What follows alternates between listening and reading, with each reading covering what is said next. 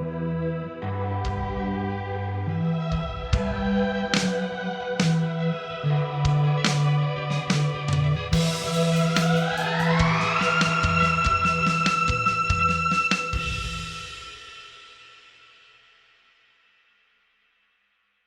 strangers. Welcome to another episode of The Strange Sessions. Kurt didn't look ready for that at all. When you said we were just going to do it, I didn't know you meant immediately do it.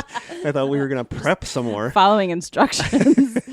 Did not expect that. So what is this? Season 6, episode something or other. Yeah. I lose count about this time of the year. I think 11? Oh, my God. No way.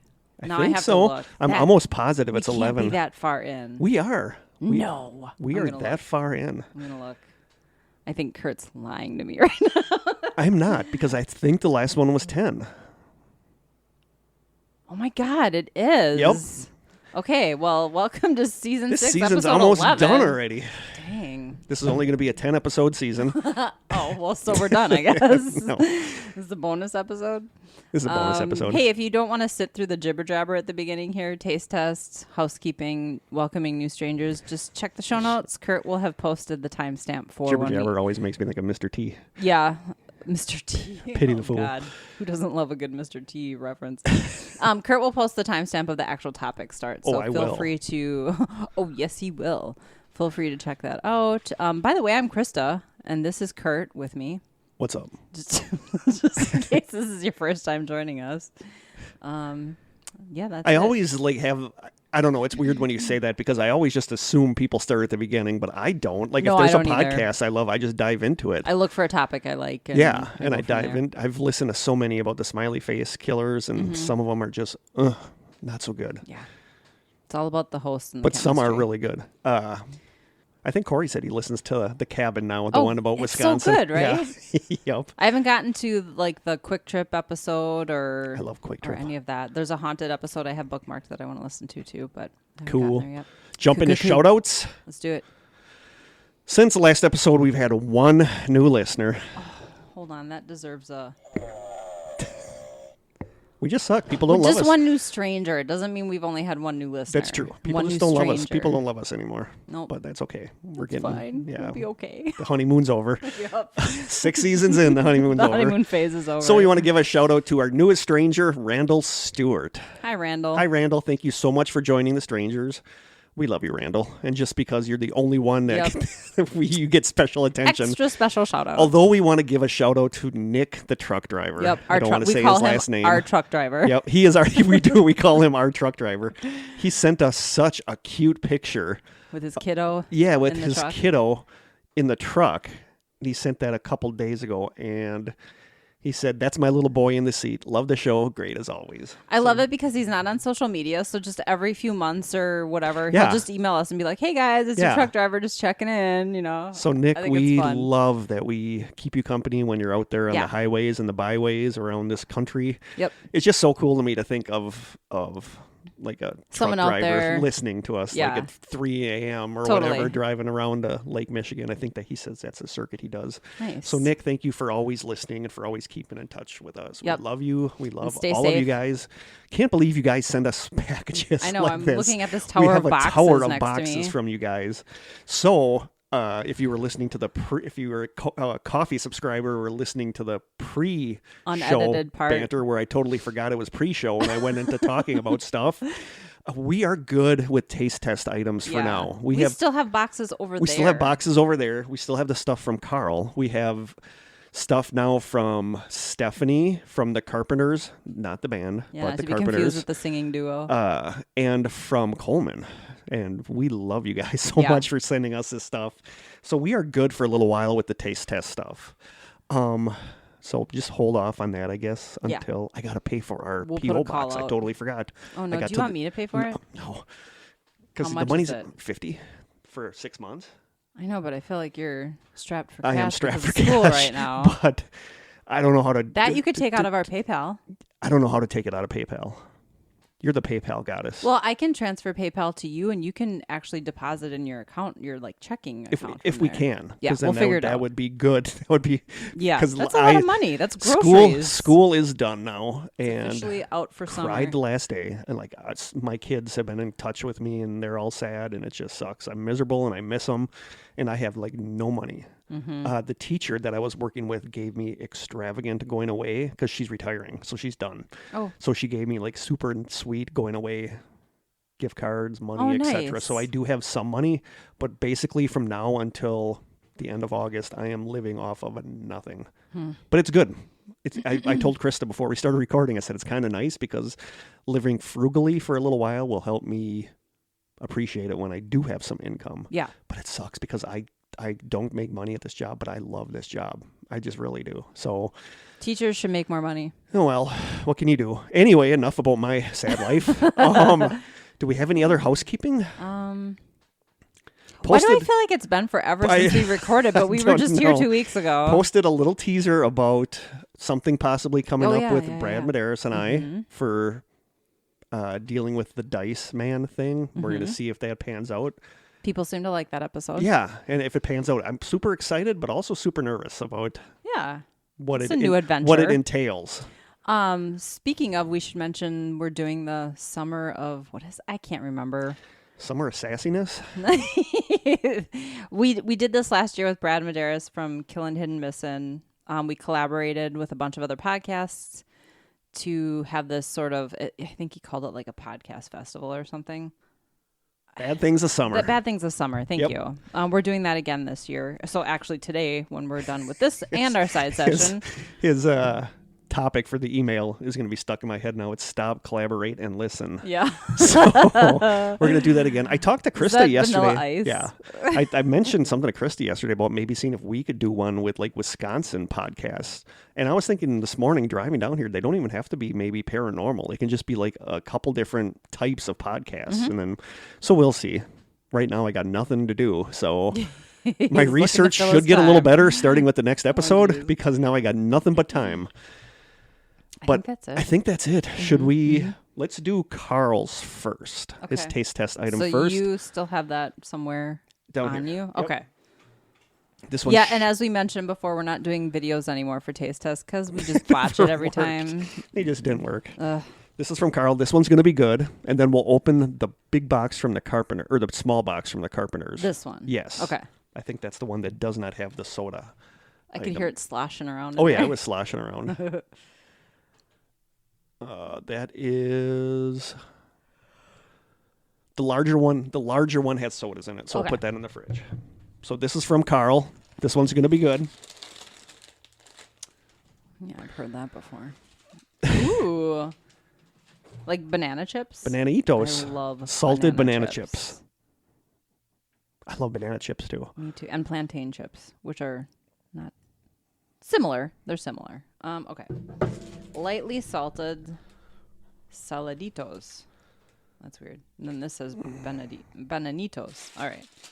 Now I have Running Up That Hill stuck in my head from our pre-podcast. That song? Yeah. Oh, that'll be, I had that in my head all last night, actually. From our pre-podcast banter.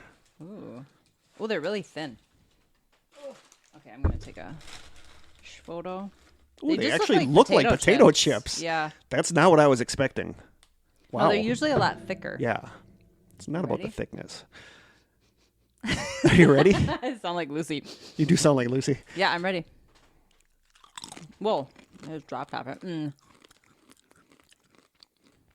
You're making a face. You don't like it? Not what I was expecting. They actually remind me of more plantain than banana chips. Not what I was expecting. I think these are plantain chips. It says banana chips. Does it say banana, or are we... It just says bananas. Weird. Not a fan. I think they do taste more like... Because I just had some plantain chips. Yeah. I can't read that. I'm not a fan. That wasn't what I was expecting, like banana chips. Well, like the and sweet. Usually sweet. Right. These aren't sweet. These are just salty. Banano. Bananas. I wonder if it's the oil, too, that they cook it in. Wow. Palm oil, sunflower oil, canola oil. It's a lot of oil. Contains milk.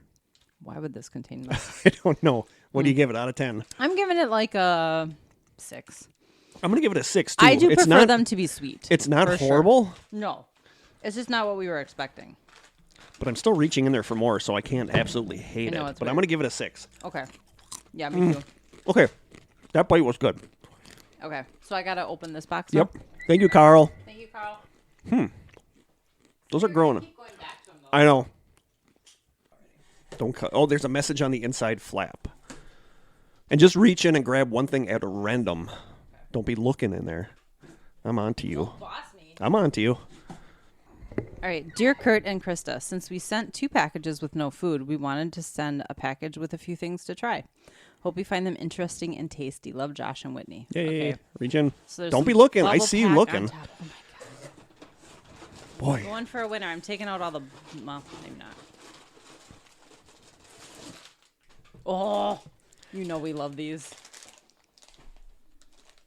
Giant Peruvian Inca corn snacks. They're big corn nuts. Oh, that's not even what I was thinking. They're huge corn nuts. I bet those are going to be good. I don't know. I'm weird with corn nuts. That is I not love them. Corn Trader Joe's though. Corn nuts is not one of my go-tos for a snack. No, I probably haven't had corn nuts since I was in my mid-20s. So, and these are like puffy. Giant Peruvian Inca corn snacks. Puffy corn nuts. From Trader Joe's. Okay, ready? I'm going to open this somehow. Not like that. So use my ceremonial dagger from Sophie and Adam. That was a weird no look. Smell. I was expecting there to be a smell. There's not really a smell.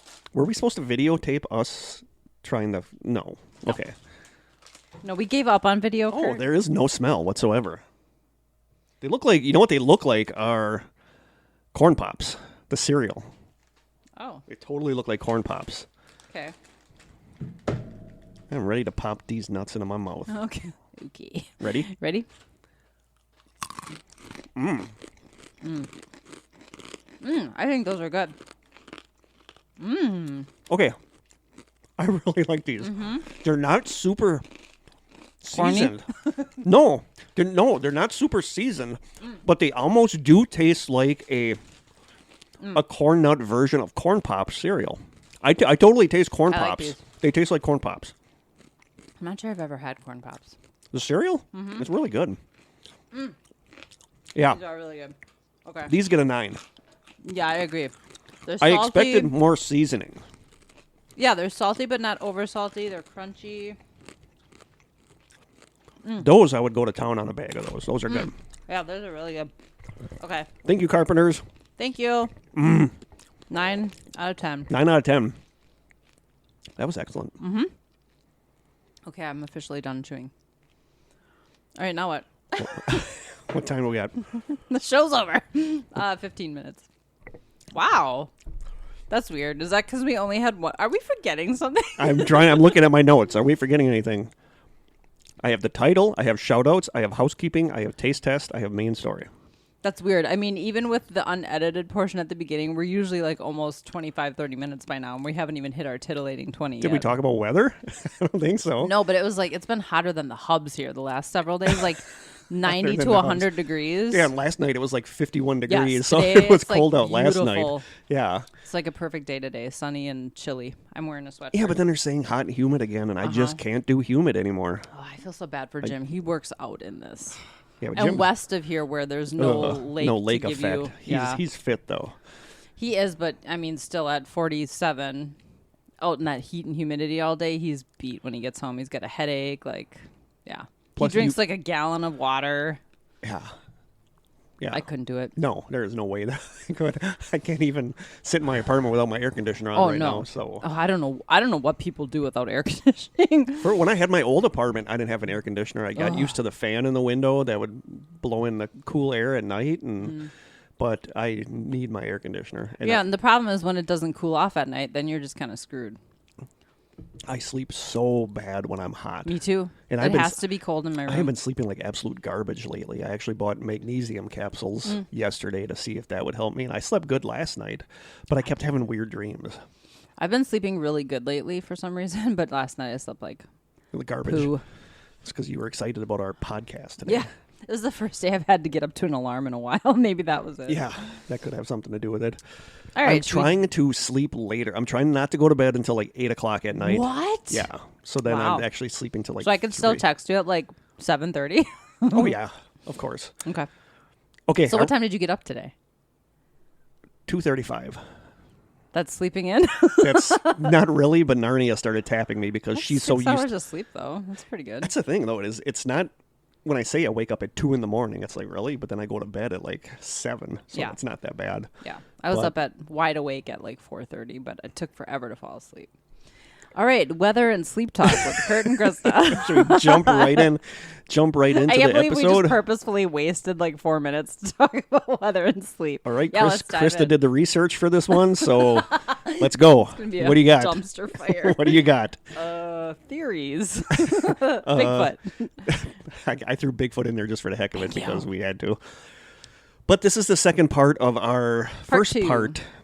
That was 2 weeks ago about the Smiley Face Killers, and a lot of people like went and listened to that podcast where the host interviewed that guy that said he was almost a victim? They said that their BS detectors didn't go off either, that they believed the guy. So did you have to go somewhere else to find it though? Yeah, it wasn't in his podcast feed. I'm lucky that I stumbled across it when I did researching the episode because I really had to kind of search for it. So where did you end up having to listen on YouTube? To it? I found it like deep on YouTube. It wasn't even in his feed anymore. Just in case our listeners aren't on social media and they want to find it, you have to find it on YouTube. Yeah. I wish I could post it. I could maybe post it in the Stranger. Well, if they're not on social media, which I don't blame them. I'm getting so sick of social media. I haven't been around social media much lately. No. But this is the second part of the Smiley Face Killers. What's the word I'm looking for? Not trilogy, two-parter. Duo. Nah.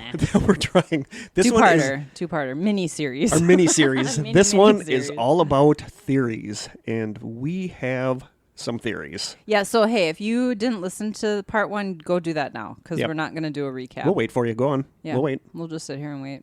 Okay, welcome back. Glad you listened. Yeah. But there's so many podcasts about this topic, and so many of them all cover the same cases we did. Todd Geib, Patrick McNeil, Christopher Jenkins. So a lot of them, but there's some stuff I heard on some of them that I did not hear before. So we're going to get into cases or theories? Theories?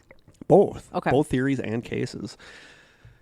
One of our, just a spoiler, one of our theories, the number of sub-theories we have under it is 19. Oh, so we have a lot to talk. Wow. We have a lot to talk about. Who knew that you could have that many sub-theories? Oh yeah.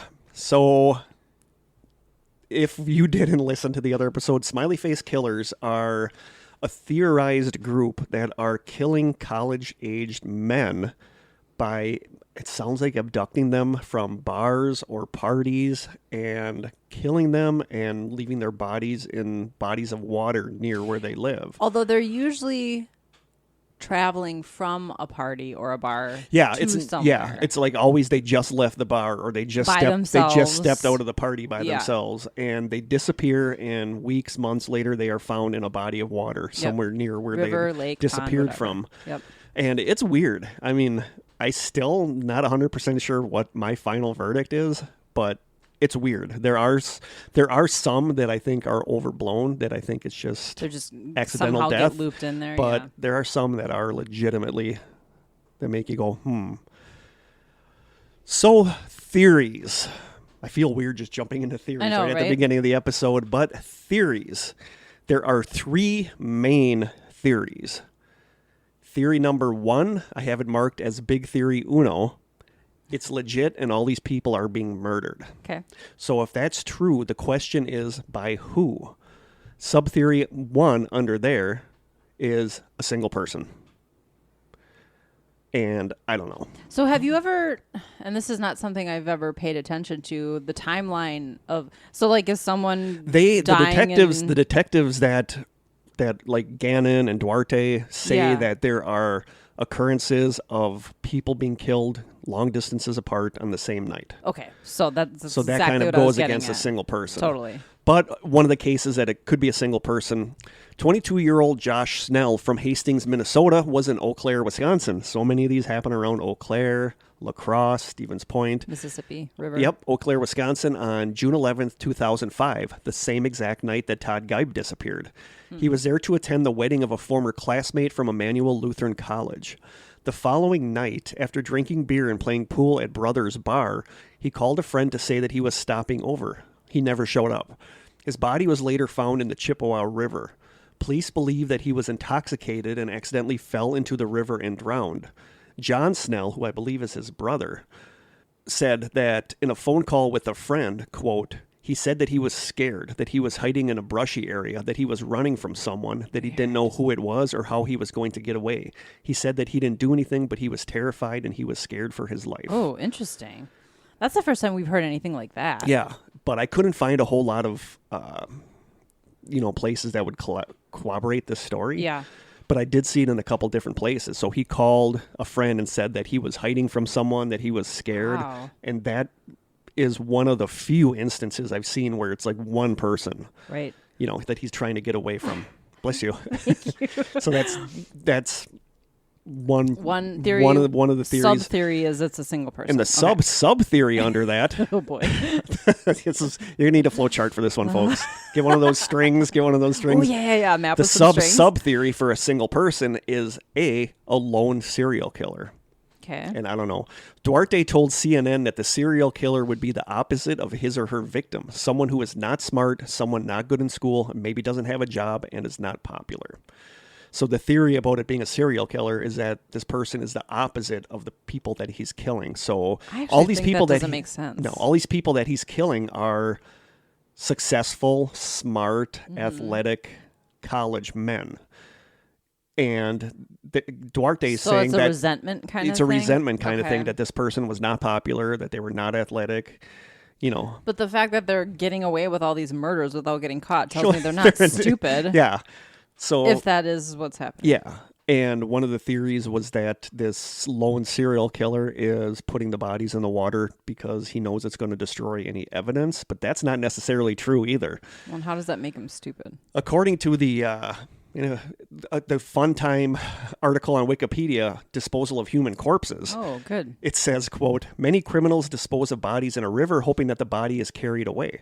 However, this method will most likely lead to a quick detection of the body because the body gets entangled at the side of the river or stopped at a dam or is simply seen floating by others. A disposal in large lakes or oceans is more likely to hide the body, but a decomposing body can develop a strong positive buoyancy due to the decomposing gases being trapped underneath the skin. This will bring the body up to the surface, or at least increase the movement across the ocean floor due to wave actions. Many bodies have washed up at the shore. Bodies have also been discovered in the nets or lines of fishermen, and occasionally bodies are discovered by divers. Very cold water with little oxygen may even preserve bodies, allowing for an easier identification, as for example, Margaret Hogg, the Wasdale lady in the lake at Wastwater Lake in the Wasdale area. That's a lot of W's. That's a whole lot of W's. That's more W's than I'm comfortable with. She was found after 8 years with her body preserved like wax. Wow. Which is a gross way to describe somebody. Yeah. But if this lone serial killer, if it exists, is putting the bodies in the water to try to make it harder to catch him. They're watching the wrong CSI episodes. They're watching like the knockoff CSI episodes on. That's funny. Sub theory B. Although they're still getting away with it. Yeah. Sub theory B under a single person committing the crimes is a trucker.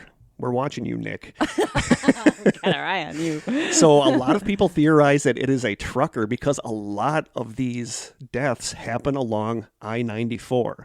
I-94 starts in Billings, Montana, then goes through Fargo, Minneapolis, Eau Claire, La Crosse, Madison, Milwaukee, Chicago, Detroit, and ends in Port Huron, Michigan. Fargo. And so many people think that it's a trucker. Interesting. I didn't know that. Yeah. Because a lot of the cases do happen along I-94. I believe that it was originally called like an I-94 killer when these bodies started popping up, and then they became the Smiley Face Killer, which I'll get into later. But I think the name Smiley Face Killers does like an injustice to the whole thing because I don't know. I wish it wouldn't have been coincidental. Maybe no. I wish it wouldn't have been called. Oh, I spit on the microphone. I wish it wouldn't have been called the Smiley Face Killers. I feel like that takes away from something. Yeah. You know, I mean, it gives them an identifiable name. Sure. But I feel like it makes it sound like ludicrous, I think. Yeah. You know, it sounds ominous, but it also makes it sound like far-fetched and ludicrous. So I wish they never would have called it the Smiley Face Killers. Yeah, I kind of see like I-94 Killers would have been great. Like that's... But of course, not all of them happen along I-94. I mean, they happen in New York. They happen some in Arizona, some in California. So some have happened in different places, but a lot of them do happen along I-94. And if a trucker is driving that route and is like, hey, I'm a little bored, I'm going to kill somebody. Well, and even though it happens in other states off of I-94, it doesn't mean it's not a trucker. Yeah. I mean, they don't only travel on I-94. Yeah. But one person brings this up, and I thought this was an interesting fact. I believe I got this on Reddit, so of course take it with a grain of salt. But somebody commented, quote, "Most serial killings are violent. I don't see this as that sort of murder, considering the horrible ways one person could murder another. These deaths are almost, well, gentle. Before anyone goes ballistic over my choice of words, consider that the victim is fully clothed, not bruised or beaten, at least visibly, has all their body parts, and may have been drowned while unconscious." It's not always the case, though. No, but like a serial killer is a violent... You know, I think of BTK. I don't know about that, though. I think of Zodiac. I think of BTK. I think the most renowned serial killers had gruesome MOs, but think of like Angel of Deaths, like nurses who kill patients in hospitals. They literally just give them an overdose of drugs and they die in their sleep. Yeah, so that's I a good don't point. think that's really... That's a good point. Sure, a lot of them are. Jeffrey Dahmer ate his victims. Yeah, so, I think, I don't want to say Charles Manson, but like I think of brutal... Yeah, he didn't actually kill anyone. No, I think of brutal murders, like stabbings, beheadings, all that stuff. Or like Ed Gein type people. Not just taken and like drowned. So... But I get what you're saying, that is not, like you said, the Angel of Death thing, where there's been a lot of stories about nurses that turns out they were killing all their patients. Yeah. So very good counter argument against that, Krista. Thank you. I'm proud of you. I'm going to keep you, I think. I'm a keeper? You're a keeper. Oh, sorry. That was really squeaky. That was really squeaky. I always got to edit those out. Good luck editing that one out. That one I'm going to leave over in. It. That one I'm going to leave. I hate it when you talk over a squeak. But Duarte, one of the detectives, says, quote, "It's so widespread. We have so many different victims in so many different areas. It would, in my view, be impossible for it to be one person." Yeah, I agree with that. So that's all I really have for like the lone person theory. It makes no sense. It really doesn't. No.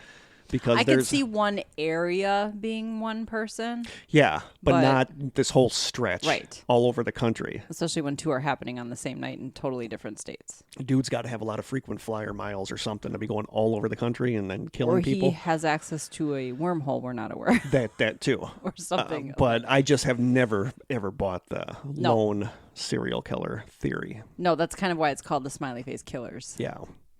So sub-theory number 2 under big theory uno, it's legit and all these people are being murdered, and that is a group. And this is where I have 19 sub-theories. Oh my goodness. So grab a sandwich, grab a beer, settle in. You're going to be listening to a lot of possibilities about it being a group. One thing that I thought was interesting is I didn't say where this came from either, so I'm sorry. Don't sue me, whoever this website is. Quote, "The chances of them listening to this episode are probably pretty slim." Yeah. Quote, "The first recognizable social network site launched in 1997, which is when the Smiley Face murders are believed to have started." This is My Face, or what was No, that the called? first one was 6degrees.com, which allowed users to create profiles, list their friends, and beginning in 1998, surf their friends list.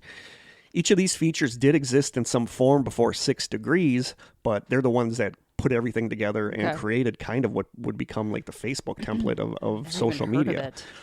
And also profiles existed on most major dating sites and many community sites. AOL, etc. AIM and ICQ buddy lists. I remember ICQ, a chat thing.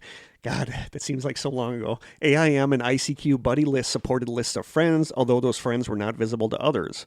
Classmates.com allowed people to affiliate with their high school or college and surf the net for others who were also affiliated, but users could not create profiles or list friends until years later. 6degrees.com was the first to combine these features. And it's just, I think, a really interesting coincidence that these started right when social media started, where you were able to connect with other people. Sure. So that could lead it to being a group of like-minded, because back then, too, there was no like a regulation. You could go into this other group with potential killers, and nobody was really monitoring it because it was pre 9/11 and all that. Sure. And nobody kind of cared. It was like the Wild West days of the internet. And so not only did you probably have the opportunity to collaborate with other people, but people even to this day are like, I'm going to be going here for the weekend and drinking with my buddy, Oh yeah. They probably found potential victims on there. Yeah. If that were the case. That could have been too. Some of these people, some of these kids that disappeared could have put a picture on Facebook of them at the bar, and then people, like the killer group would rally their troops, and then they'd just go like lurk outside the bars, send someone in to slip some GHB into their beer, and right. I mean, it's technically very somewhat plausible. Yeah. But here's a couple stories I got off Reddit that lead to it possibly being a group that does it. A user named Mikkel LS, no idea, said, quote, I came across an article on this subject and it made my hair stand up. When I got out of the military in 2000 or 2001, I was in Minneapolis, Minnesota, and had been partying with people at a nightclub. Then we went back to a hotel. I remember accidentally locking myself out of the room and ending up on the street in front of the hotel. I had been drinking and I was a little drunk. I remember a van pulling up beside me. The side door opened, then everything went black. I woke up on a mattress in the back of the van, hands bound, covered with a piece of plywood. I was able to get out and make my way back to downtown Minneapolis. I'm horrified by everything happening in this story. The van, this is like your worst nightmare. Yeah. The van ended up being at some tall projects with, I think, blue and red panels close to a railroad track. I thought I would mention this because I read a few articles on this where they thought these victims may have been abducted with a van.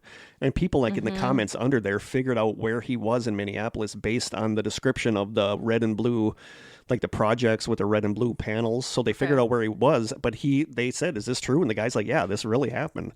Take there's it something with a grain of salt. It's Reddit. Anytime I hear something about the back of a van, I always go back to the Tara Calico picture. The Polaroid. The Polaroid, where they're bound and gagged in the back of the van.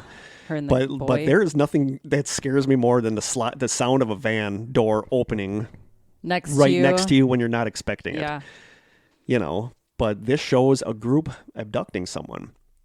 Somebody else says, I was 23 years old, a few months out of college. I lived in Portland, Oregon.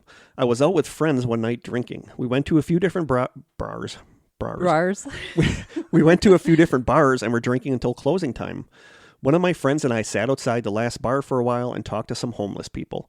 A police officer came up and told us to leave. Somehow I got separated from my friend after that, so I just started walking home. A white van with windows pulled up. Here we go with the white van. White van with windows pulled up, and some guy started talking to me. I'm a friendly guy, so we just chit-chatted for a bit.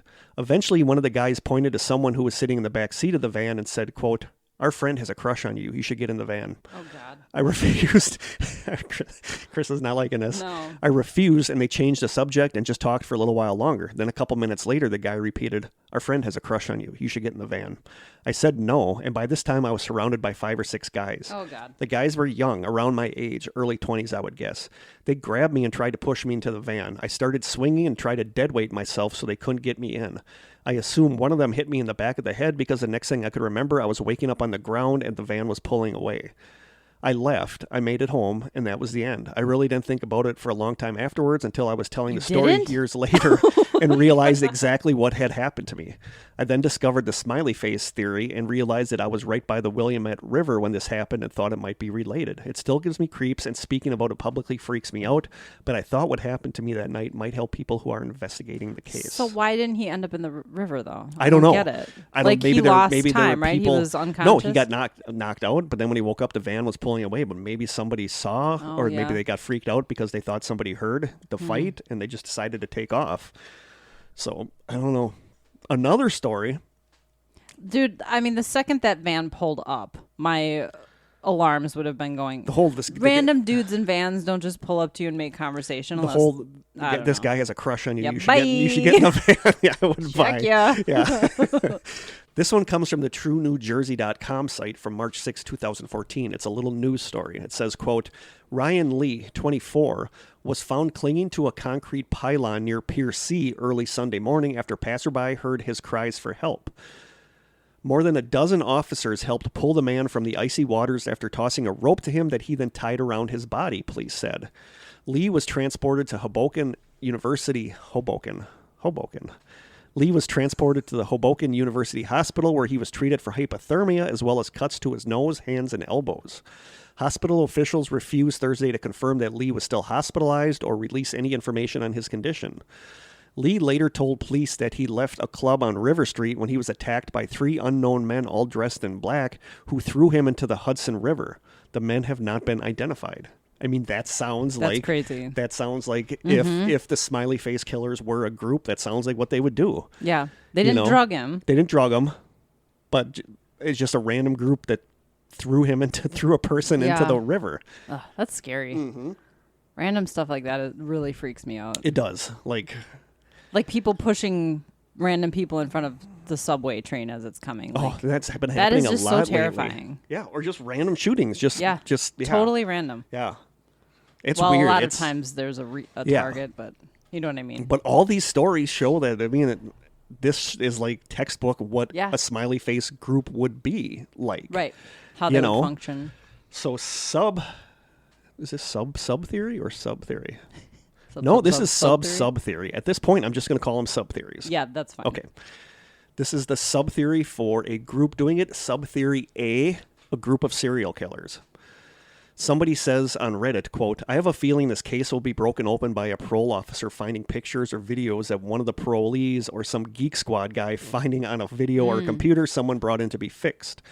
If there are truly cells of these killers, I believe they would be taking pictures or videos of the murders and sharing them with the others. And I totally get that. I think that would be dark web stuff, though, and you wouldn't be able to find it. That would be dark web stuff, but I want to do an episode on the dark web. When Corey heard me say that in the last episode, and he messaged me and he said that he's messed around on there and went and checked it out, and he says it is creepy. Like he thinks I'm underestimating. Oh, I think you are too. I might be, but I feel in my opinion that the dark web is an overblown thing. It is not as bad. There's no red rooms. You can hire someone to kill someone, but you can do that stuff.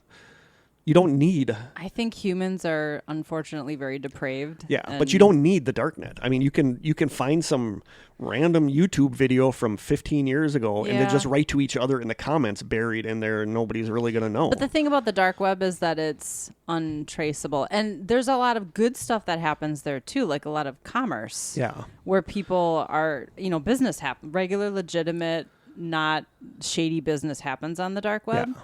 But I also think there's really horrific things that probably happen there, too. But there's horrific things on the regular web, too, that we're not aware of. There's sites that you need an address to go to, and then there's a password, so...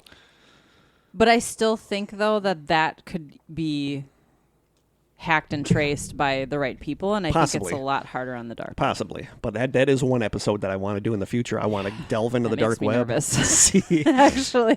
Yeah. Me too, but I want to see. I'm curious, But that does sound like dark web stuff or really secretive website stuff where they share pictures to each other. Mm-hmm. But what if it's a group of serial killers? What are the odds that nobody has stumbled across? Mm-hmm. Somebody dies, and then his brother gets his computer, and they're like, "Whoa, why are there videos on here of him throwing somebody into a lake?" Right.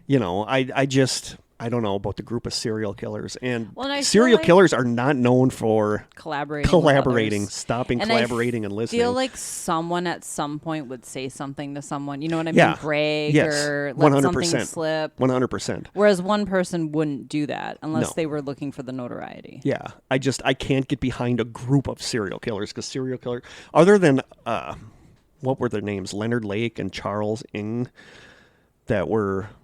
Like a duo serial killer team, which I can get, but not a Bonnie group, and Clyde. not a group of serial killers or multiple cells of groups of serial Especially killers. People who don't even know each other. Yeah, like I can't see that going for long without something coming out of it somehow. Mm-hmm. You can be the most secretive group in the world, but something is going to happen that it's going to trip you up at some point. You're going to be caught on camera, something. Like, I just can't see.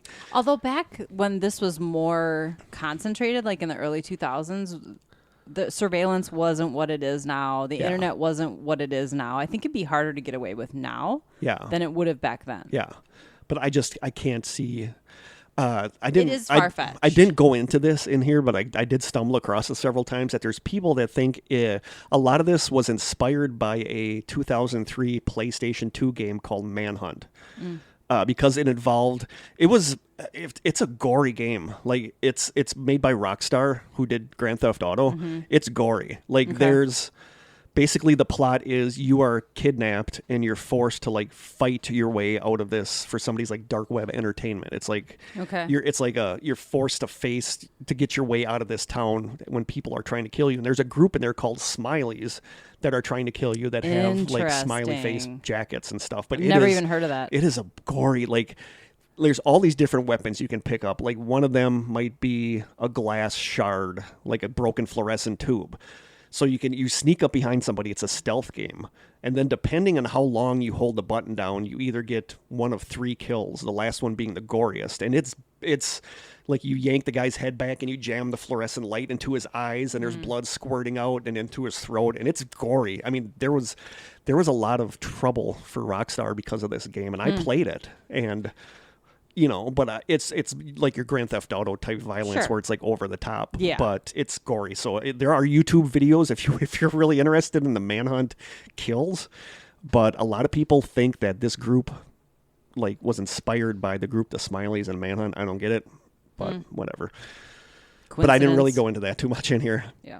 So sub-theory A is a group of serial killers. I'm not really buying it because serial killers aren't known for forming cliques, I guess. I think you're probably going to get to this, but more likely, I would believe more copycat type situations. Really get to that. I don't get to that, but we could. I mean, because I think that's somebody who is probably going to be a serial killer anyway, is seeing the stuff in the news, is like, ooh, I kind of like this MO. I might do this here. Yeah. You know what I mean? That could actually be under groups of serial killers, I guess. But they're not actually collaborating. No. But one of the things that the Sofa King podcast said is that anybody that's like sees this news story and is like a jerk is going to be like, oh, I'm going to go. And then they go and draw a bunch of smiley faces on graffiti stuff around the rivers, because just to muddy the waters, so to speak. Well, and you know what? I mean, just kind of unrelated. I think mass shootings fuel other mass shootings. Oh, 100%. So 100%.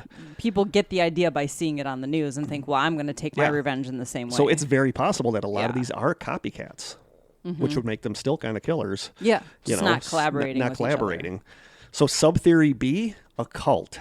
And some people believe a Manson-esque cult that uses women to lure in guys. There were some people that tried tying in the Manson family with this, but I could not. No. There was one website I went to that went into stuff like some things that were written near the scene and anagrams, and switching all the anagrams to be about Charlie and stuff. And I was like, no. You're grasping at straws. But the idea of it being a cult, I guess I could get. I could too, actually. I never even thought of that. This comes from a March 24th, 2017 article on SOFREP.com. I'm not sure what that means, called, quote, The Undetected Team of Serial Killers Stalking America. The article says, quote, experts would tell us that serial killers don't work together in teams. In fact, in extremely rare instances, we've only seen them work together in pairs. Unless, of course, these are not serial killers doing these killings per se, but rather something else entirely. There's a multitude of reasons why this explanation makes absolutely no sense, and to understand one really has to begin digging into the case studies. The main resource for this is Missing 411, A Sobering Coincidence by David Paulides, whose fact-based research sets the standard for this investigation, one that eschews speculation and conspiracy theory. Now, fair warning, Paulides is a retired police officer who became a Sasquatch researcher prior to getting interested in missing persons cases, but his research does stick to the facts and is helpful for investigating this subject. We talk a lot about David Paulides on here, and I read it, Sobering Coincidence, and a lot of stories about the college drownings. A big question is why these murders began to appear in clusters, largely beginning in 1997. Similar murders in the Great Lakes region actually date back to the 1700s, but the big surge begins in 97 and continues to this day. Why? I would hypothesize that the game changer that took place here was the internet. The internet existed previously for a long time, and pedophiles were using dial-up modems to trade child pornography in the 80s. Yet it wasn't until the mid to late 90s that the internet truly became popular for the masses. This advancement in communication technology would allow previously isolated individuals with similar ideas to suddenly find each other and to gather into semi-clandestine cliques. I would speculate that these killers are a type of cult. Technically, they are serial killers, but not the kind we are used to dealing with. They may be a cult, but also not the type of cult we are used to thinking of, like the Branch Davidians or the Heaven's Gate cults. This cult may be a subset of an existing cult or religion, one which has a two-tiered belief system, one which is for public consumption and one which is only for a small group of hardcore believers within the organization. The well-educated and athletic young men that are chosen as victims are probably seen as ritual sacrifices to this group's god, gods, demons, or whatever it is they believe in. What is done to the victims during the lost time between when they are drugged and when they are thrown in the water still remains unknown. Sometimes it is a period of hours, sometimes it is days. Sometimes it's weeks or months. Furthermore, I would speculate that a portion of this group's organization exists above the surface and has public visibility. This would help ensure the group's social camouflage, better allowing it to blend in and providing plausible deniability to the killers for being near each other at certain locations at certain times. That whole idea just freaks me out. Yeah. I mean, it's very well organized. Yeah, it's very well organized. But saying that a cult has like this subset that are doing all these murders while the rest of the cult just remains like the social media face of the cult. And I guess I could get that. That makes more sense to me, actually, than it being a group of serial killers. Well, if as you being think some of kind like something like Scientology. Yeah. I think it exists sort of like that. There's sort of like the casual masses who are part of it, and then there's this like subset of people who are really in deep that control everything. And no mentioning them. You got us on their watch list. We are fair game now. We've already mentioned them before. Okay. But yeah, like I could like a Scientology that operates, you see all this, but you don't know what's going on down here in the, below the pleasant faces of the social media pages. So cult I could kind of get behind. I could see it. But still, they'd have to be people from different areas collaborating online. You know what I mean? Yeah. And I just don't know, I don't know. Like, that would have to be a big cult. That would have to be, like, have chapters around the country. And you would think that you would be able to connect the dots. Like, oh, this group is here and this group is here. Unless they are traveling outside of where they're headquartered. So I don't know. There's just so much there that I don't know. But I can see a cult more than I can a group of serial killers. Subtheory C, Satanists. And this one popped up a lot. So one of the things under here is from the blog, quote, The Dark Rituals of the Smiley Face Killers blog. This person wrote, and I could not find a whole lot to verify this, but this person wrote, quote, the parents of those who by that time were being called parents of the victims of the Smiley Face Killer gang began exchanging notes and realized that their sons were all missing crosses. Other belongings, such as wallets and other jewelry, had been recovered, yet their sons who had been retrieved from the rivers and lakes were all missing various religious medals, such as crosses and St. Christopher medals. I've never heard that before. Yeah, I didn't either. So I couldn't find a whole lot about that. But then people were saying, so in middle of Wisconsin, in like Eau Claire, Wisconsin, you're going to have Satanists. And then somebody responded saying, quote, and this one is weird. Quote, I understand that some people are skeptical. One of the areas of confusion is that some wonder where all the bodies went. I can tell you, my whole family were high-level Freemasons involved in a multi-generational satanic cult. The main way that our cult disposed of bodies, both animal and human, are... This guy's just talking like, hey, my family killed people. Yeah. This is how we got rid of the bodies. The cult's main activities took place in the farmlands of Wisconsin. My hometown was La Crosse. There were hundreds of farms that were hidden in acres of corn and various crops. They built both underground networks for rituals and converted barns, silos, and homes for rituals and rooms for torture. And yes, in small communities, usually many people are involved in the cult. Our pediatrician, dentist, my dad's doctor, and our pharmacist were all cult members. Very clever indeed. They hid all evidence of torture, rape, etc. by being our treating doctors, putting in our files only that which was normal for a growing child to experience. Multi-generational cults are masters at hiding evidence. To continue, in one of these underground rooms was a large wooden butcher block table, a man with a leather butcher's apron, and an industrial-strength meat grinder. All the remains from the night's rituals, sacrifices, torture sessions gone wrong were brought to the butcher. In many rituals or sacrifices, most of the internal body parts and all of the blood are used or consumed, so there is not often left a lot to destroy. The butcher takes the body remains and grinds it into mulch, for lack of a better word. Bones, skin, cartilage, etc. are finally ground down, then mixed with farm animal manure, then spread on the crops as fertilizer. Healthy corn, and no one's the wiser. This is one of the ways I witnessed how many bodies were disposed of. So I'm sorry, I'm not buying this. it. Yeah, this is one guy talking about how this could be a satanic cult because they operate in small little Wisconsin towns. So is this guy a murderer?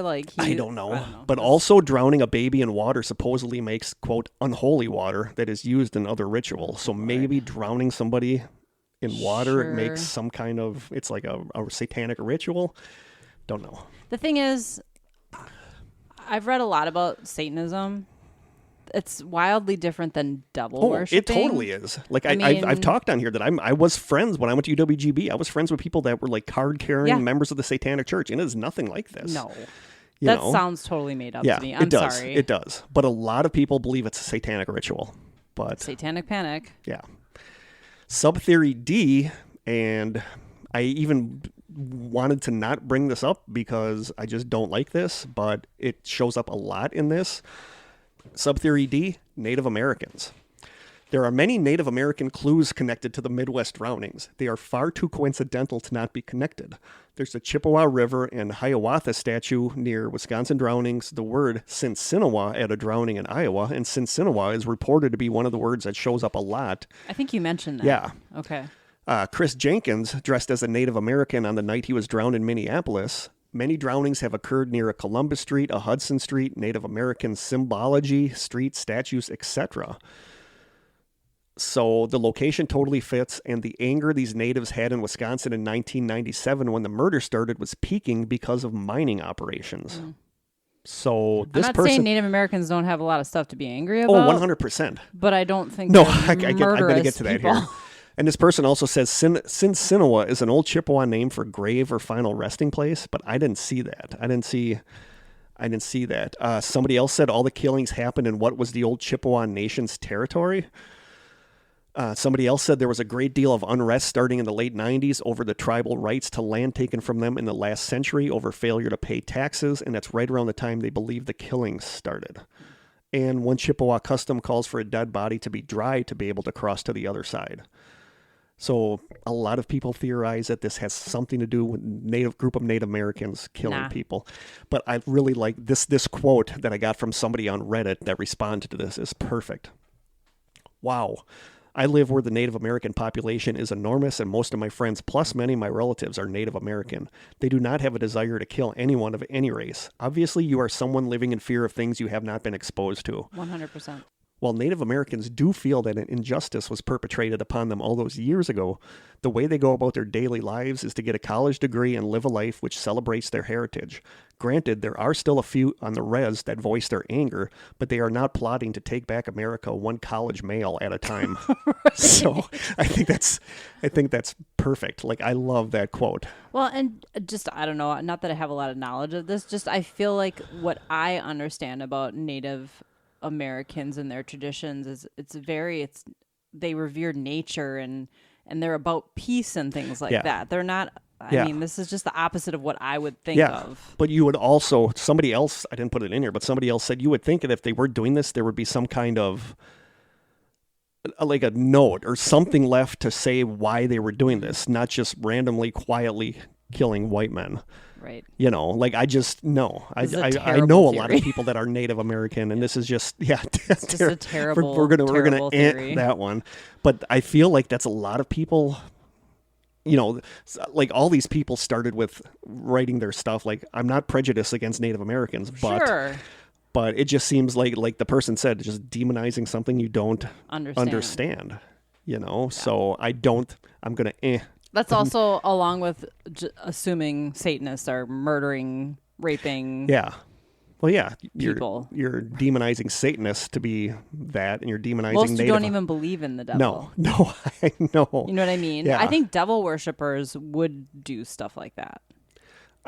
Not devil worshippers, but like offshoots, like self-styled Satanists that think that Satanism is killing animals and all this stuff. Right. But Native Americans, no. I'm going to know that one. No. It is not a group of Native Americans. There is a lot of stuff that, people are saying it happened near Chippewa Street or Chippewa River, but that's so much common. stuff up here is named after Native American groups or Native American terms. Tribes. There's so many tribes in Wisconsin, so I just don't see that. So nope to that one. Subtheory E, some kind of water-based cult. There are old Celtic water-based cults that see the water as some kind of god. In Wisconsin? I don't know. In the Midwest in general? All I have on this one is, I don't know about this one. That's all I got, because I found some old Celtic groups that worshipped water and would drown people to give tribute to the water. Yeah. But I'm not really seeing that. No. Not that's too far-fetched. Subtheory F, this one is interesting, a street gang. And this ties in a lot with Christopher Jenkins, the one that was dressed in Native American costume. Okay. In the show Breaking Homicide, it was reported that a man by the name of Jeremy Lynn Alford was at the bar in 2002, the same night Christopher Jenkins was. Jeremy is now in jail in Minnesota, serving time for murdering a man named Douglas Miller in 2005, along with his brother. Apparently, they killed a man who they were living with, and it was done very viciously. And I read, I don't put it in here, but the stuff they used to kill him was not cool. Derek and Chris and a police informant from Breaking Homicide actually contacted Jeremy using a female alias named Lindsay to ask if Jeremy knew anything about Christopher's case. He replied, quote, "I don't want to talk about anything that I haven't been convicted of." The I-Team, the investigative team, also talked with a relative of one of Alford's former roommates. The relative said that Jeremy Alford bragged about killing Christopher Jenkins. Alford believed that he would get away with the crime because police were saying that Jenkins had committed suicide. Alford's former roommate gave a statement to the police, and the investigative team also learned that at the time of the murder, Jeremy Alford lived at an apartment on 2nd Street in Minneapolis that is within a mile from the bridge where Chris Jenkins' body was found. Alford said that he was with his sister the night Jenkins disappeared, but his sister, Crystal, said, quote, "We were supposed to go trick-or-treating together, but he never showed up." Crystal also described her brother as sly, cunning, and violent. He can be vicious, she said. He can be vicious verbally, and he can also be vicious physically. So the footprints at the River's Edge site says, quote, "Confessed murderer Jeremy Alford, who is the suspect in the death of Christopher Jenkins, has claimed involvement with a gang of killers called the Dealers of Death, or the DOD, that has claimed to have murdered 30 to 40 people. He says the alleged leader of the gang is a man named Smiley, with a Z. Zmiley. Okay. Smiley claimed Alford confessed to murdering a college student wearing an Indian costume. But Smiley remembered the victim's name as Andrew, not Christopher. Smiley says that Alford told him, quote, "I just killed this stupid-looking dude and I threw him over the bridge." So a lot of people believe that Alford is the one that killed Christopher Jenkins, but there's a lot against this. Nothing was seen on that bridge on camera. Right. There would have been trauma from the body hitting wires and stuff as it was thrown from the bridge, and it had a kind of a high railing, and people say it would have been physically impossible to pick Jenkins up and throw him out past the wires and stuff. But a lot of people do believe that this Jeremy Alford was involved, and this other group, that he was with, Dealers of Death, maybe did some of these other drownings and stuff. They don't know. Were they just random? Like they just killed people randomly? They didn't really get into it at any of the sites, but even, Smiley is saying that this Alford admitted to killing Jenkins, but he is serving time in prison. But after after all this stuff came out, this is when they reclassified Christopher Jenkins' death to a homicide instead of a accidental death. Yeah. So in this case with Christopher Jenkins, I don't know. I don't know on this one, because I can see Alford being the one that did it, but there's so much against him doing it, unless he didn't do it on this bridge and did it somewhere else. I don't know. And that's just where he was found. Yeah. But there are a lot of rumors that the Smiley Face murders are just gang initiations. Like they say, follow this person, kill them, and it could be. Buy that. I could buy that too. But then are there going to be chapters of the same gang all around in these places? I don't know. But it could be some of them. I mean, some of them could be gang initiations. Subtheory G, a group of gay men. And a lot of this just strictly comes from the use of GHB, which is big with the gay subculture, I guess. Okay. I wanted to investigate GHB. I didn't really know a lot about it. An April 2020 article on NBC News called, quote, "An old dangerous drug has made a comeback," says, quote, "Occurring naturally in the body, gamma hydroxybutyric acid was first synthesized in a lab in the 1960s. Although its application in medicine has always been limited, GHB has various recreational uses. In the 1980s, health food stores marketed GHB as a dietary supplement. I never knew that. Then in the 90s, the drug found its way into the American nightlife. In small doses, GHB produces feelings of relaxation and confusion and heightened sexual arousal, leading to its allure as a party drug. It can also cause amnesia and hallucinations. While not particularly addictive, the drug has a steep dose-response relationship, meaning the difference between experiencing euphoria and losing consciousness is a matter of a few drops of the clear liquid. It is this quality of GHB that gives it the nickname the date rape drug, although the compound is rarely a factor in sexual assaults. Overdoses can result in comas and respiratory arrest, which to an unaccustomed observer may appear as the affected person has passed out from drinking or only fallen asleep.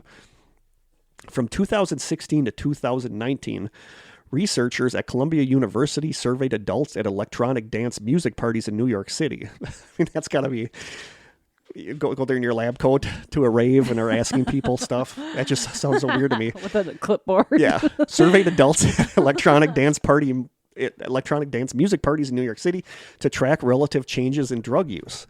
In that 3-year span, they found that the rate of GHB use increased from 1 in 100 to roughly 1 in 25, an increase of 300%. But for certain demographic groups, the use of GHB is far more widespread. In another survey taken from 2016 to 2018, researchers found that both gays and lesbians at electronic dance parties were at higher odds for GHB use than straight patrons. According to the study, gay men were nearly 12 times more likely than heterosexual men to self-report GHB use within the past year. So, yeah. And, why do you think that is, though? Why do I think it is? Yeah. Because it's a perfect... assuming that you take the right dose, it's like a perfect but drug why for so going out. Specific to? I don't know. From a 2006 article on National Library of Medicine site says, quote, "The recreational use of GHB has been relatively understudied despite its popularity in gay communities. We examined the use of GHB in a sample of 450 club drug-using gay and bisexual men. Of these, 29% indicated use of the substance in the recent past. Participants reported that GHB was often used at nightclubs, circuit parties, sex parties, and sex clubs, with HIV-positive men much more likely to use the substance in sexual contexts. Use of GHB is common among a certain subset of gay men, despite warnings within the community about the potentially fatal effects of the substance." So GHB was a huge factor in a lot of these deaths. Yeah. But I feel like the reason that they're going after a subculture of gay men is just because of the GHB. That's dumb. There are theories that some of the victims were gay men. But why would gay men target other gay men? I don't know. I don't know. And I think people are just grasping at straws because of the use of GHB, which is way more prevalent than I thought it was when I started researching it. I assumed it was just used as a date rape drug, but I did not realize that it's actually used quite a lot with rave, ecstasy. But GHB is definitely a huge factor in a lot of these. Bill, this name is so hard, Sostak, Zostak. Bill Sostak, whose son Josh's body was found in the Hudson River after he was last seen at a bar in Albany, New York in 2007, told CBS Good Morning America that he watched surveillance footage of his son inside the bar the night that he disappeared, looking fairly sober inside the bar, then staggering outside the bar only a few moments later. And that sounds like... That's drugs. That's a drug. He's been drugged. That sounds like he's been drugged. So that is subtheory G, a group of gay men. Which leads right to subtheory H, a group of anti-gay men. Rumors abound that a good percentage of the missing men were gay, and that a group was specifically looking to target gay victims using apps like Grindr to find gay men. But these people were leaving bars and parties, and I don't know. I don't buy. No, I don't buy that either. That I couldn't find. I do know that some of the people that disappeared were gay, but I couldn't find. Did apps exist when these first started, though? Probably. They probably were they were dating sites, so there probably were gay dating sites or like the Grindr app. Could you get to it on your flip phone? That's a good point. I don't know, but I don't know. I feel like so many of these are crimes of opportunity. Yeah. Oh yeah, 100%. I just don't buy that piece of it. But we had a group of gay men and then a group of anti-gay men. So sub-theory I, and this one popped up more than I think it should. This one, a group of employees that work for the air conditioner company Train. And I see commercials for Train like every morning now when I'm doing my research. But there are people that think it's a group of employees that work for the air conditioner company Train. And I think this was Reddit. According to this site, people have suggested that the killings are taking place in many areas where Train... Is it the van? The Train company is known to have training facilities. This person might be abducted and perhaps driven around in a Train van. The technicians have use of R22 refrigerant, which wouldn't be out of place for their job and could be used to knock people out. And there doesn't seem to be any use of any kind of foul play if you knock them out with this refrigerant. Also, check out the HVAC they use. It has a smiley face on it. Maybe they're using the vacuum somehow to suck the breath out of victims. What the hell? What about the GHB, though? Somebody else says, I find it odd that 2 of the deaths were near the Train training plant in St. Paul, White Bear Lake. I counted 12 victims in cities that do seem to specialize in training for employees of Train air conditioner contractors. There could be more. So this is so absurd. But then this person, here's the one that refutes it. I love this. I honestly can't buy into the Train training center theory for a variety of reasons. One, with the length of time these drownings have, spanning a decade, it would imply that a great many Train people would be involved in criminal behavior year after year. In fact, it would have to be formal in nature with a hierarchy of trained people passing on the secret and recruiting other Train employees or trainees.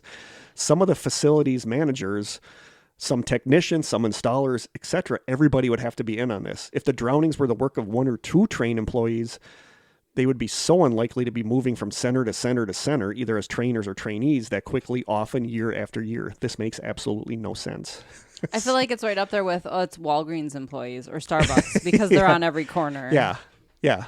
But that's, so watch out for Train air conditioner. They'll suck the breath right out of you. They'll suck the breath right out of you and then drown you. But every morning I was researching this, I was watching the news and they'd have a commercial for Train. And I'm going to know. I've never noticed the commercials. I'm on to you, Train. I'm on to you. Yeah, we got our eyes on you. You and your smiley face killer ways.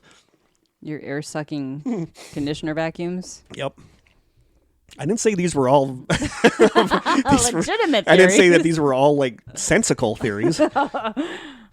Sub-theory J, a group of rogue police officers. And a lot of this just stems from the Christopher Jenkins one.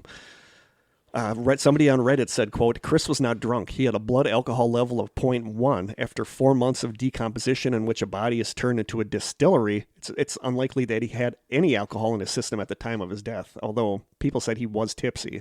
So I think he did have some. Chris was kicked out of the bar because a married Minneapolis police officer who was working off duty at the bar had interest in his date, and she was wearing that officer's uniform as a costume. Chris's date worked at the Lone Tree, so he wasn't just some kid at the bar. He was the date of an employee that worked there. So, I mean, in this one specific case, is that possible? Yeah, sure. 100%. The whole Christopher Jenkins case is hinky to me, and we'll get into another one here, but I think his was clear-cut true crime. Somebody killed him. Not a smiley face? Not smiley face. Okay. Sub-theory K, a group of drowning fetishists. Back in 1990, a man entered the police station in St. Charles, Missouri, and claimed to be the next Jeffrey Dahmer. The police ignored this man, but he finally got the attention of one detective when he shared his highly detailed fantasies about drowning young men. Why would you ignore somebody like that? I don't know. A well-known criminal profiler, Pat Brown, got involved with the case, has been monitoring this man for years. Nicknamed John Doe to avoid revealing his identity, the man reportedly wanders from town to town. Based on her interactions with John Doe, Brown believes that it's very possible that Doe, or someone like him, could be behind many of these mysterious drownings. It's actually pretty easy to build a case around this John Doe. In addition to telling police that he would go on a drowning spree if not contained, and that he fantasized about driving across the country, making friends with, and picking up 16 to 30-year-old men, At drowning them, he was just a block away from Christopher Jenkins when he went missing and claimed to be on a road trip during the time that several of the other victims disappeared. This John Doe, whose actual last name, and this is what frustrates me, his last name is Lilly, Lilly. And I got a lot of this on Web Sleuths, but like all the links that they would have for this John Lilly, like news articles and stuff, were all from 1999, 2000, so they were gone. They were. I could not find anything about even what this guy's first name is, but his last name is Lilly. But John Doe had charges on his record for making sexual advances towards a teenage son of the owner of a funeral home where he worked and making death threats to the teenager's entire family. The police report stated, quote, "The defendant is a danger to the community because he goes for white males between the age of 16 and 25 and he has serial killer tendencies." It just sounds like an unhinged... But this Lilly guy was in drowning fetish groups where like people have a sexual fetish for drowning. I feel like most of these cases were not actual drownings. You know what I mean? Yeah. These people were dead before they were put in the water. And so if this person has a drowning fetish, he's not actually drowning anyone. Yeah. So it doesn't make sense. Exactly. But this could be some of the killings. Maybe. You know, that this group of drowning fetishists, you know. Yeah. I don't get drowning fetish, I guess, but it's a possibility, and this Lilly guy sounds interesting. I just can't find anything about him online, and I want to know who he is. Mm-hmm. Oh, he'll find you, Kurt.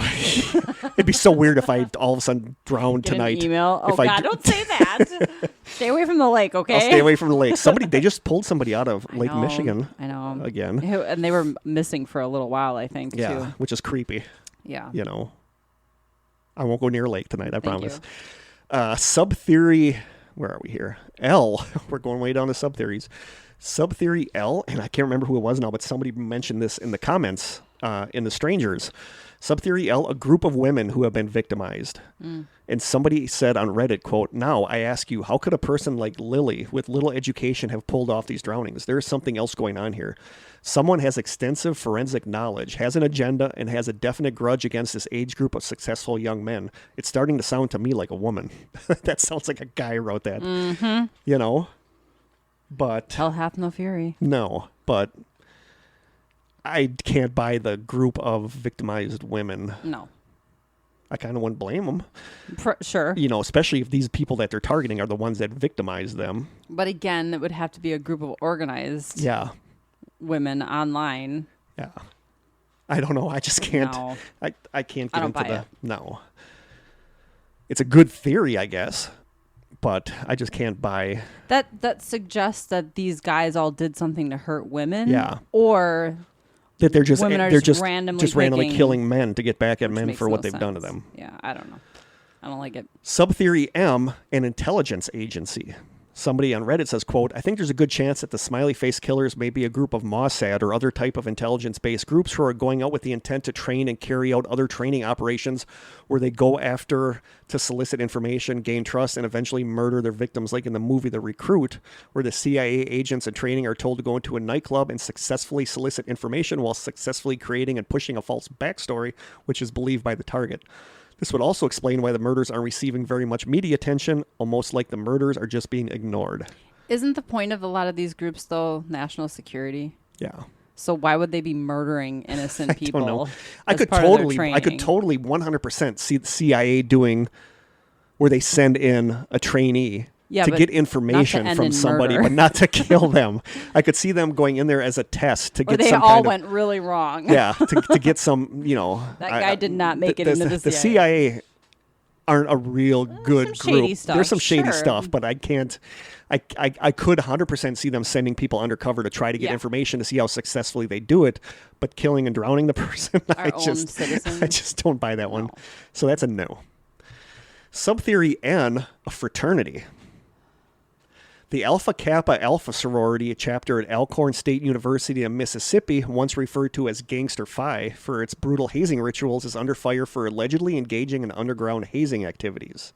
The sorority was forced to suspend intake for all chapters in 2002 after 2 students drowned during alleged underground hazing activities at California State University at Los Angeles. Mm-hmm. And I mean, you read about these hazing stories and people are dying. Yeah, but I don't... I think there's a difference between the Forcing hazing someone and to then do a beer taking bong. someone out of the bar, Right. Following someone out of the bar. But there are a lot of people that believe it has something to do with a fraternity, like a secretive fraternity, like Skull and Bones or one of those ones. Life and Death Brigade. Come on, Gilmore Girls. I don't know. Is that a secret fraternity? Yeah, at Yale. And somebody apparently. commented on this and said, we are recording, right? Because I don't want to reread all that. Okay. Oh, yeah. You keep checking your microphone, too. Like the next time you check it, it might be off. Trust me, it's staying on. Somebody on Reddit responded to this saying, quote, I went to school at the University of Wisconsin-Eau Claire in the 90s. I moved away about the time this all got started. Unless it was a minority fraternity or sorority from a much larger school that came into town to do the deed, it was not a sorority at UWEC doing this. There was I still don't understand what minority has anything to do with it. You know what I'm saying? But this person is believing that it's a minority that is doing it, whether it's Indians, Asians, African Americans. I don't know. But that was one of the. I think that's what this started from. Was that it was a. I'm sorry, but most serial killers are white. It was a fraternity. It was like a fraternity group that's like a racial group, like a black fraternity or stuff. But they just said that there was like the Greek system at UWEC barely had a pulse. They could barely get enough members to keep it going. I was in one of the sororities, so I know. So there's not like at Eau Claire, University of Wisconsin-Eau Claire, there's not a big fraternity sorority scene. So you're not going to have this group of killers like being in a minor fraternity or sorority there. So I just don't buy the fraternity thing. No, I don't either. Sub-theory O, a group of elites that hunts humans. So I don't know. Elites? Like elite? Elites, like elite. Like elites. Superhuman? No, elites like powerful politicians that hunt humans. Like Illuminati type This came thing. from a goofy website that I didn't even put the name down. But it says, quote, teens were drugged, stripped naked, raped, hunted down in the woods, and killed by European royals, according to this week's latest eyewitness to testify before the International Common Law Court of Justice in Brussels. The woman was the fourth eyewitness to give accounts about these human hunting parties of the global elite Ninth Circle Satanic Child Sacrifice Cult Network. A former member of the Netherlands criminal drug syndicate known as Octopus testified that victims were obtained for these human hunting parties from juvenile detention centers in Belgium and Holland. This is true? They're claiming this is true. The woman states, quote, in 2004, I was an involuntary witness to torture, rape, and murder sessions of drug children performed for a group of high-ranked people in the Netherlands. I was taken to a hunting party in Belgium close to Brussels where I saw 2 boys and a girl aged 14 to 16 hunted and killed by global elites. The human hunting party was heavily guarded by the Netherlands Royal Guards. I was told that King Albert of Belgium was present. Human hunting parties were said to take place on the grounds of Belgium Queen Beatrix's palace in the Netherlands. So that is one of the theories is that sounds far-fetched. There is a group of like high-ranking politicians and stuff from the Netherlands coming to Wisconsin and killing people. Hey, they got a vacation somewhere. But this is just like proving that people are saying that there are groups that hunt, kidnap, and hunt. Are there cases like this overseas? I don't know. I kind of want to do a side session on human hunting parties because I keep hearing about stuff. There's like a group, I can't think of what his name was, but he was a justice. The Game? No. Was it? I think it was The Game. Yeah. No, I don't think it was The Game. But something like that, though. But there was I can't remember his name, but he was like a big time politician guy that was like in this super secretive hunting where they like worshiped the god of the hunt, and it was like a big hunting thing. And I remember people saying that they hunted humans, but they didn't kill them, but they would like hunt humans to see if they could catch them. So I do think this goes on, but I don't believe that the Smiley Face drownings are the work of a group of elites that hunts humans. No. Sub-theory P, Freemasons. Freemasons are always the bad guy. Might as well suspect Bigfoot. That's all I put for that one. Yeah. I'm going to have an episode about Freemasons because I'm sick of hearing about Freemasons being accused of everything. You know. I mean, they're into some weird stuff like rituals and whatnot, but I just don't think they're going out murdering people. No. Sub-theory Q, a group of monks. Well, this is interesting. Monks? There is the Benedictine community in Collegeville, Minnesota. Collegeville is, I think, where Josh Guyman, I talked about him in the last episode. Collegeville is where Josh Guyman disappeared. I believe he walked out of a party and then just disappeared. Okay. And then somebody on Reddit said, quote, "What prompted authorities to do a canine search on a university that, as far as I can tell, Christopher Jenkins had no connection and no reason ever to be at? Josh Guyman, who disappeared, did attend SJU."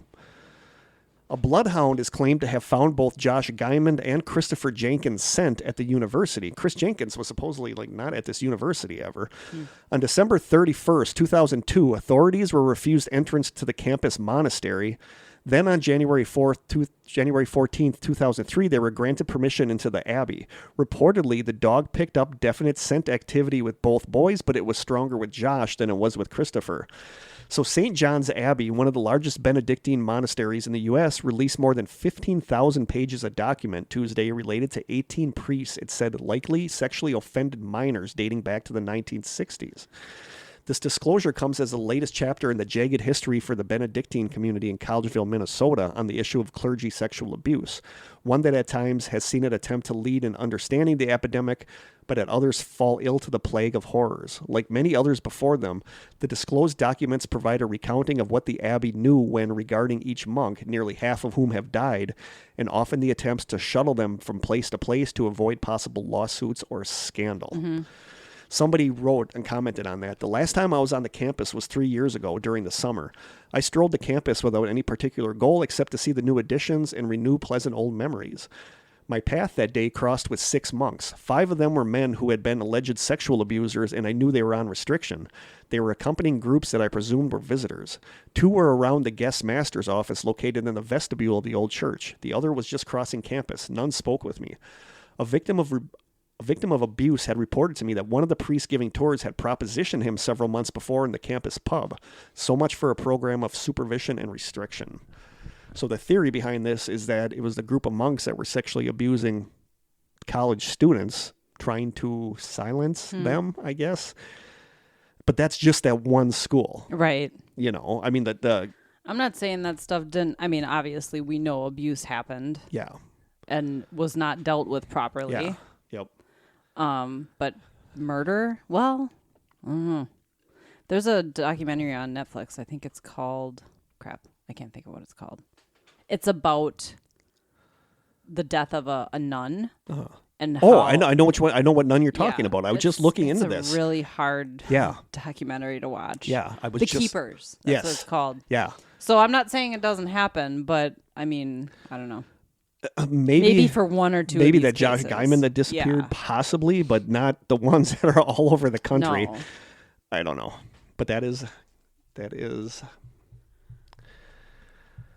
P. That was Q. P. Oh, Q. That was sub-theory okay. Q. How many letters are there? A group of monks. Okay. Sub-theory R. Bar people, a bouncer group, a bar band, bartenders that are doing this. The night that one of the men go missing, there is a photo of the band. I can't remember which one it was. I don't remember which one it was, but there's a photo of the band and the guitar player is wearing a t-shirt with a smiley face on it. Krista just rolled her eyes at that. So I don't know. Somebody on Reddit writes, quote, "On 4/10/08, my son, a high GPA student at Purdue University in Lafayette, Indiana, went into the Neon Cactus bar in town with a friend. He spilled his drink and handed the bartender his purple cup and asked the bartender for a refill. He paused then to speak to 3 elderly women at the bar, and when he turned to leave, his drink still wasn't there. Then the bartender walked clear to the end of the bar and grabbed a drink in a green cup that was sitting in the center of a group of guys who all watched him take the drink away and hand it to my son. My son remembers that he took one sip and the drink tasted weird and bitter. He has no memory of leaving the bar. His next recollection is being forced into his car with someone else driving. He was then thrown off a bridge. He remembers holding on until his hands gave out and recalls crawling through the woods in a stupor. He still had his cell phone and made dozens of incoherent, panicked calls. Finally, cut, bleeding, and bruised, he found his way to a motel where someone called him a cab. The police just quickly dismissed the situation as too much to drink, which is not possible. My son was obviously drugged and someone tried to kill him, but he survived to tell his story. The police interviewed the bartender who doesn't remember anything. His car was found 2 days later behind an apartment building. I'm going to recontact the West Lafayette police with the GMA story. By the way, my son is not a partier. Absolutely no drugs, a good kid, serious student, already enlisted in the Air Force. I want those responsible for this found and punished." Wow. And somebody else writes, my theory is that these killings are done by people who have made it their vocation, with their real job being secondary. They move into a targeted town, get a job on campus or in a bar, blend in, maybe take a class, pick victims, and then begin to do their real work. When school is out, they leave with the general population of students. It would answer the question of why so many students died in the same area, yet have disappeared across the country too. It would answer the question about what they did for a living.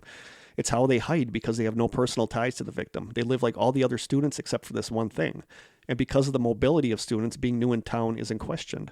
I think they might have some tie to the bars, either bartender, server, musician, some sort of service person. Although, who knows about that part? Maybe just a friendly regular customer. I don't know what that means.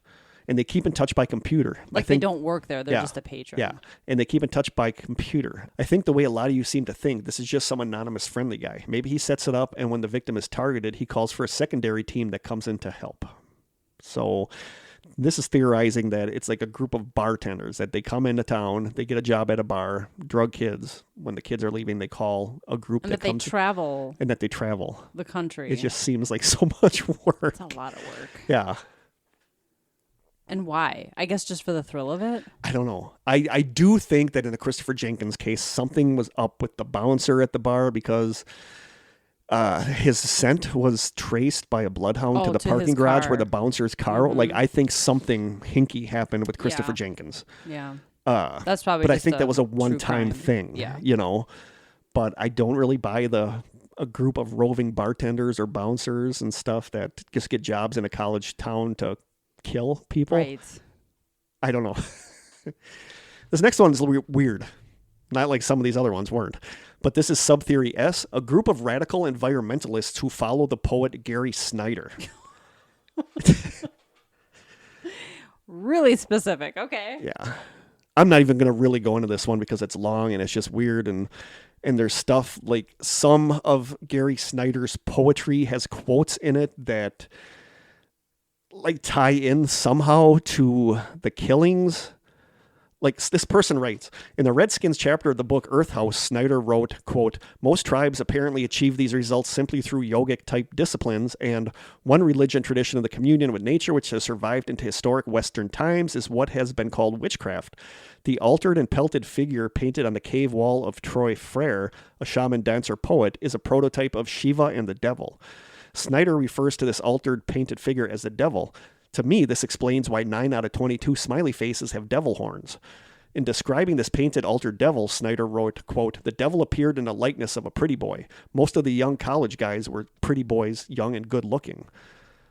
So, grasping at straws, making connections that don't exist. The Smiley Face Killers are a cult whose mission is to destroy people, generally white people they view as being capitalistic who do not conform to their way of thinking. They view humans as less superior than plants and animals. They believe humans hinder life on Earth. They view white college men as capitalists and the source of the problems in the United States and around the world. They are compelled to murder these men and believe they are doing the world a service. They especially resent white capitalist men who, quote, drink to it, as written about in the poem Money Goes Upstream by Snyder. The Smiley Face Killers focus on Snyder's writings as their religion and lifestyle, and they could belong to any race, including white. Snyder's writings focus around Native American religion and Buddhism, but have a mix of other religions as well. Because they feel Buddhism. Because they feel the need to kill white males. Because they feel the need to kill white males, they must do it in a way that they will not be caught. There's cryptic links. Snyder had a poem called "The Dead by the Side of the Road," which seems to be the template for the Chris Jenkins homicide. Of the many published poems by Gary Snyder, this one happens to be published in Minnesota by Ally Press. And a lot of the graffiti mentions Indian stuff. It mentions ally, the word ally, which they believe refers to Ally Press, which published Gary Snyder's poetry. I don't know. Don't know. Nah. We're going to go with nah on that one? You don't think it's a group of radical environmentalists who follow the poet Gary Snyder? No. Okay. I don't know. But as far as what the detectives don't really release a whole ton of their theories.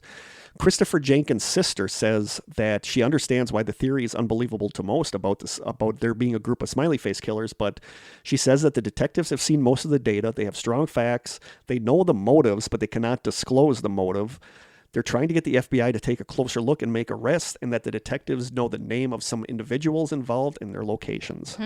So those are all group theories, that it is a group doing this. I feel like I need a break. This episode's going to go longer than usual, I think, but that's okay. We're at an hour and a half. Okay, we still got a ways to go. But so that is... I need a snack for sustenance. Sub-theory number 2, which is that it is a group doing it. Okay. And sub-theory 3, under it being hinky that these people are being murdered, sub-theory 3 is weirdness. And that leads to sub-theory A, alien abduction, which has popped up several times. Sure. I don't think any of this is paranormal. I'm just going to put it out there. I don't either, but you'd be surprised how many people do. Alien abduction I've seen thrown in there. Okay. No, I'm just going to say no on that one. I don't think it has any of the hallmarks of alien abduction. No, it doesn't. So the aliens are picking up drunk dudes outside a bar. Roofing them, probing them probably, and then dropping them off in the water. Sure. Yeah, I'm going to say no on the alien abductions. Sub-theory B, a Native American curse. Krista's got the Native Americans alone, for God's sake. Krista's rolling the eyes again. But I've seen that thrown out there, Native American curse. So I don't know. This one is interesting, I thought, as far as the paranormal ones, and I think this one is interesting. And it is the idea of sirens or something luring people to the water. Sure. Somebody wrote, I participated in the River Watch walk in 2015. Some cold-ass freezing nights walking back and forth. We did run into people who were headed towards the water, at least one per night that I remember.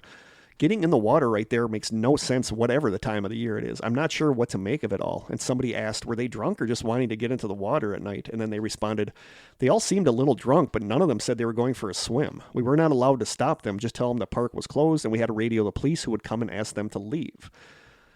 Somebody on Reddit writes, hey guys, this happened to me about a year ago, and I've gone back and forth on what it could have possibly been for the entire time. I've told some close friends who've not been able to offer any ideas, so at this point I'm just putting it out there to see if anyone had a similar experience. Last December I was visiting a shore town in New Jersey with my family, Cape May.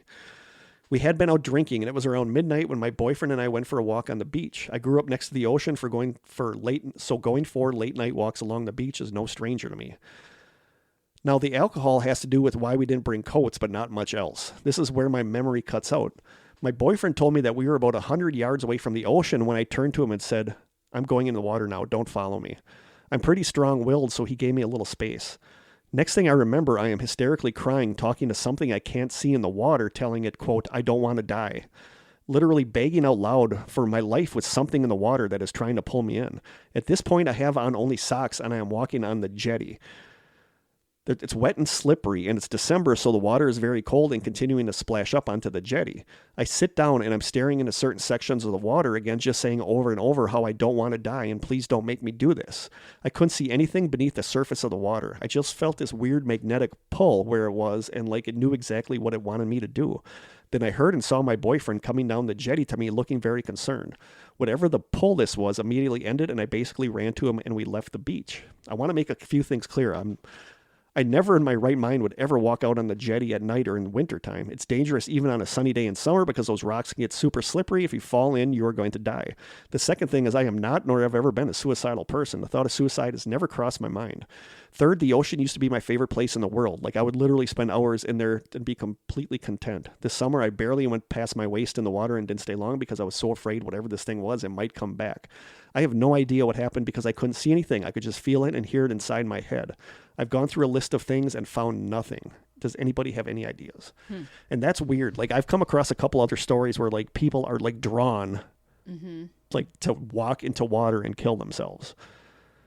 And people theorize that maybe the alcohol lowers the inhibition and they follow through on this. I mean, to me, out of all the like the weird theories, this one sounds plausible to me.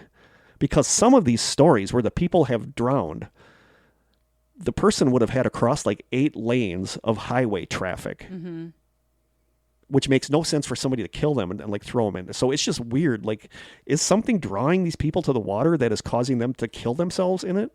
Although I feel like there are cases where people saw a car following someone as they were stumbling down the sidewalk, or the people who survived were abducted by human beings. So is it maybe plausible for a handful of the cases, maybe. That story from the girl creeped me out, that something was like trying to lure her into the water.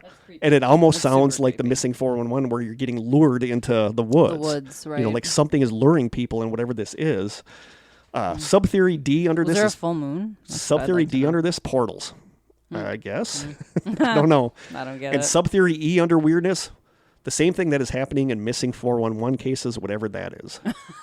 But I kind of makes sense. It kind of makes sense to me. Like the drawing the person to the water. And a lot of the missing 411 cases revolve around water, or the person is found in water, which is weird. You know, so I don't know. They just happen to not be drunk out of all the weird theories, I like the siren or something drawing people to the water that they won't go into the water and kill themselves. Blaming Native Americans.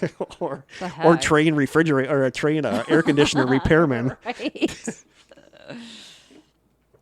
But I kind of like the siren. Of all the paranormal explanations, that would be the most plausible. Yeah, and I'm fascinated by that idea that something is beckoning the person, and that's why these people, why it's drunk people, because it lowers.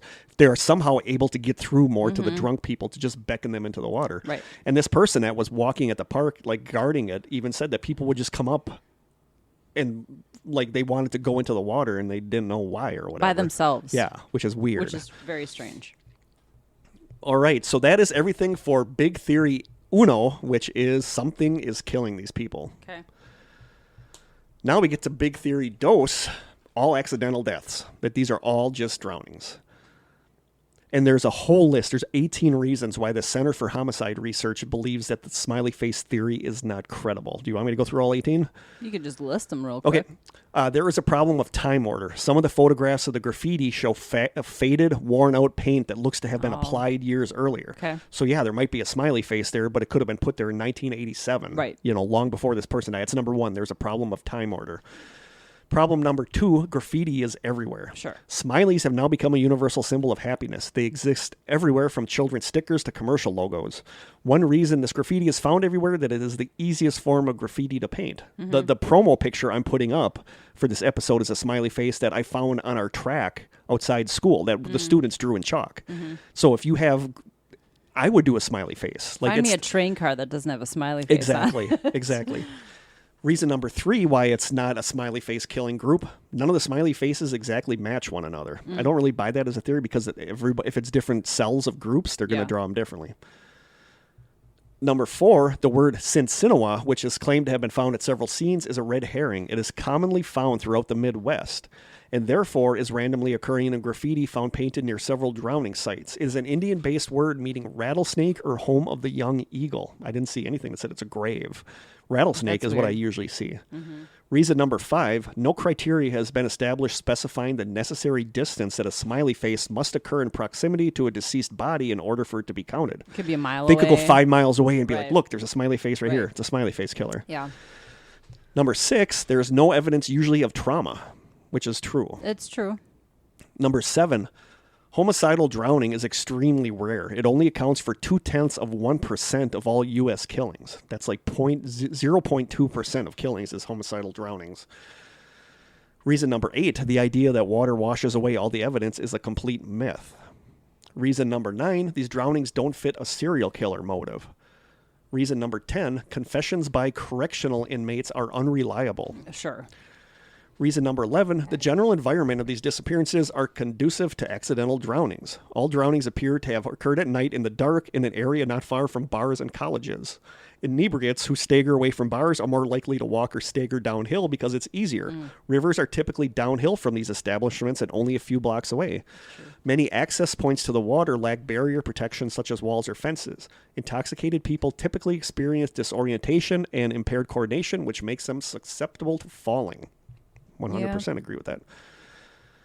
Number 12, the supposition that only males are drowning does not necessarily support a serial killer theory. Males are more likely than females to die or be hospitalized from drowning.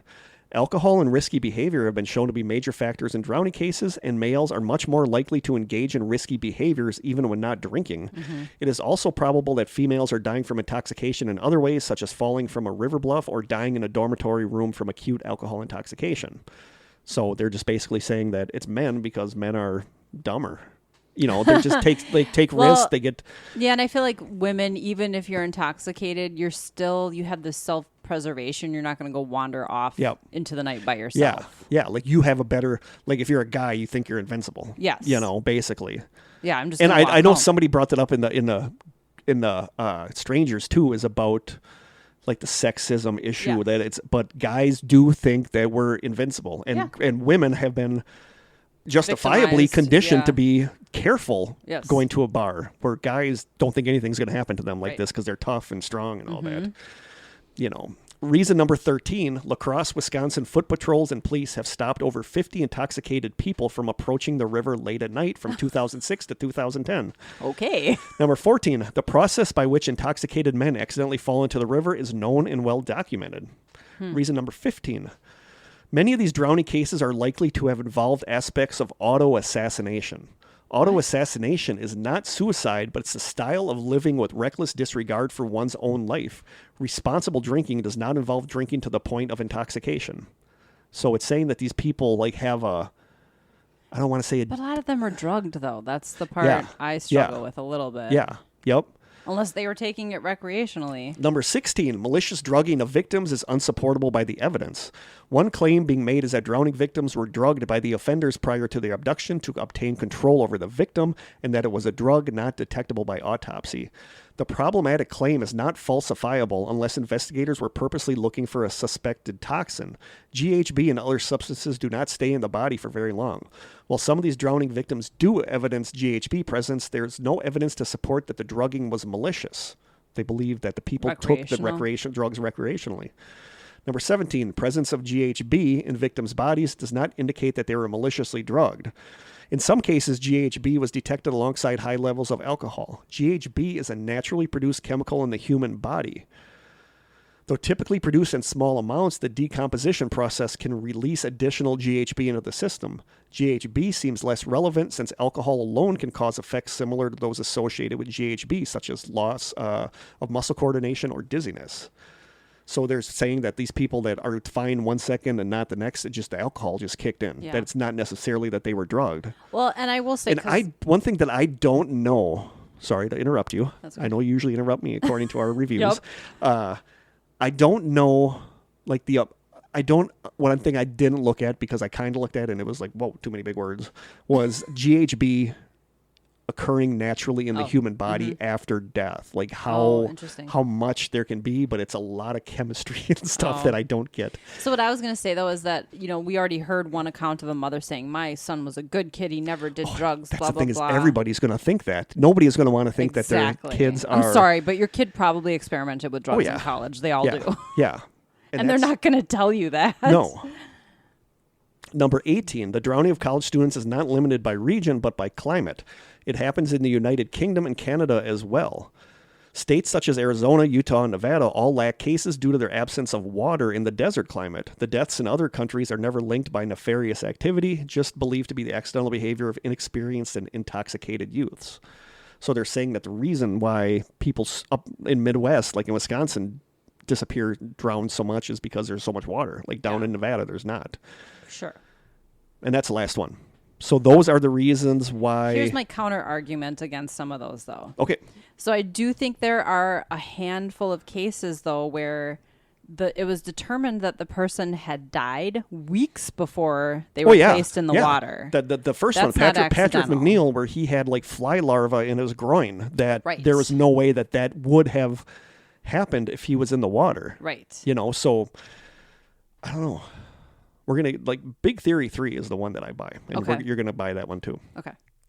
But then we look at stuff like La Crosse, which had a ton of deaths, like the so-called Smiley Face deaths, did something called Operation Riverwatch.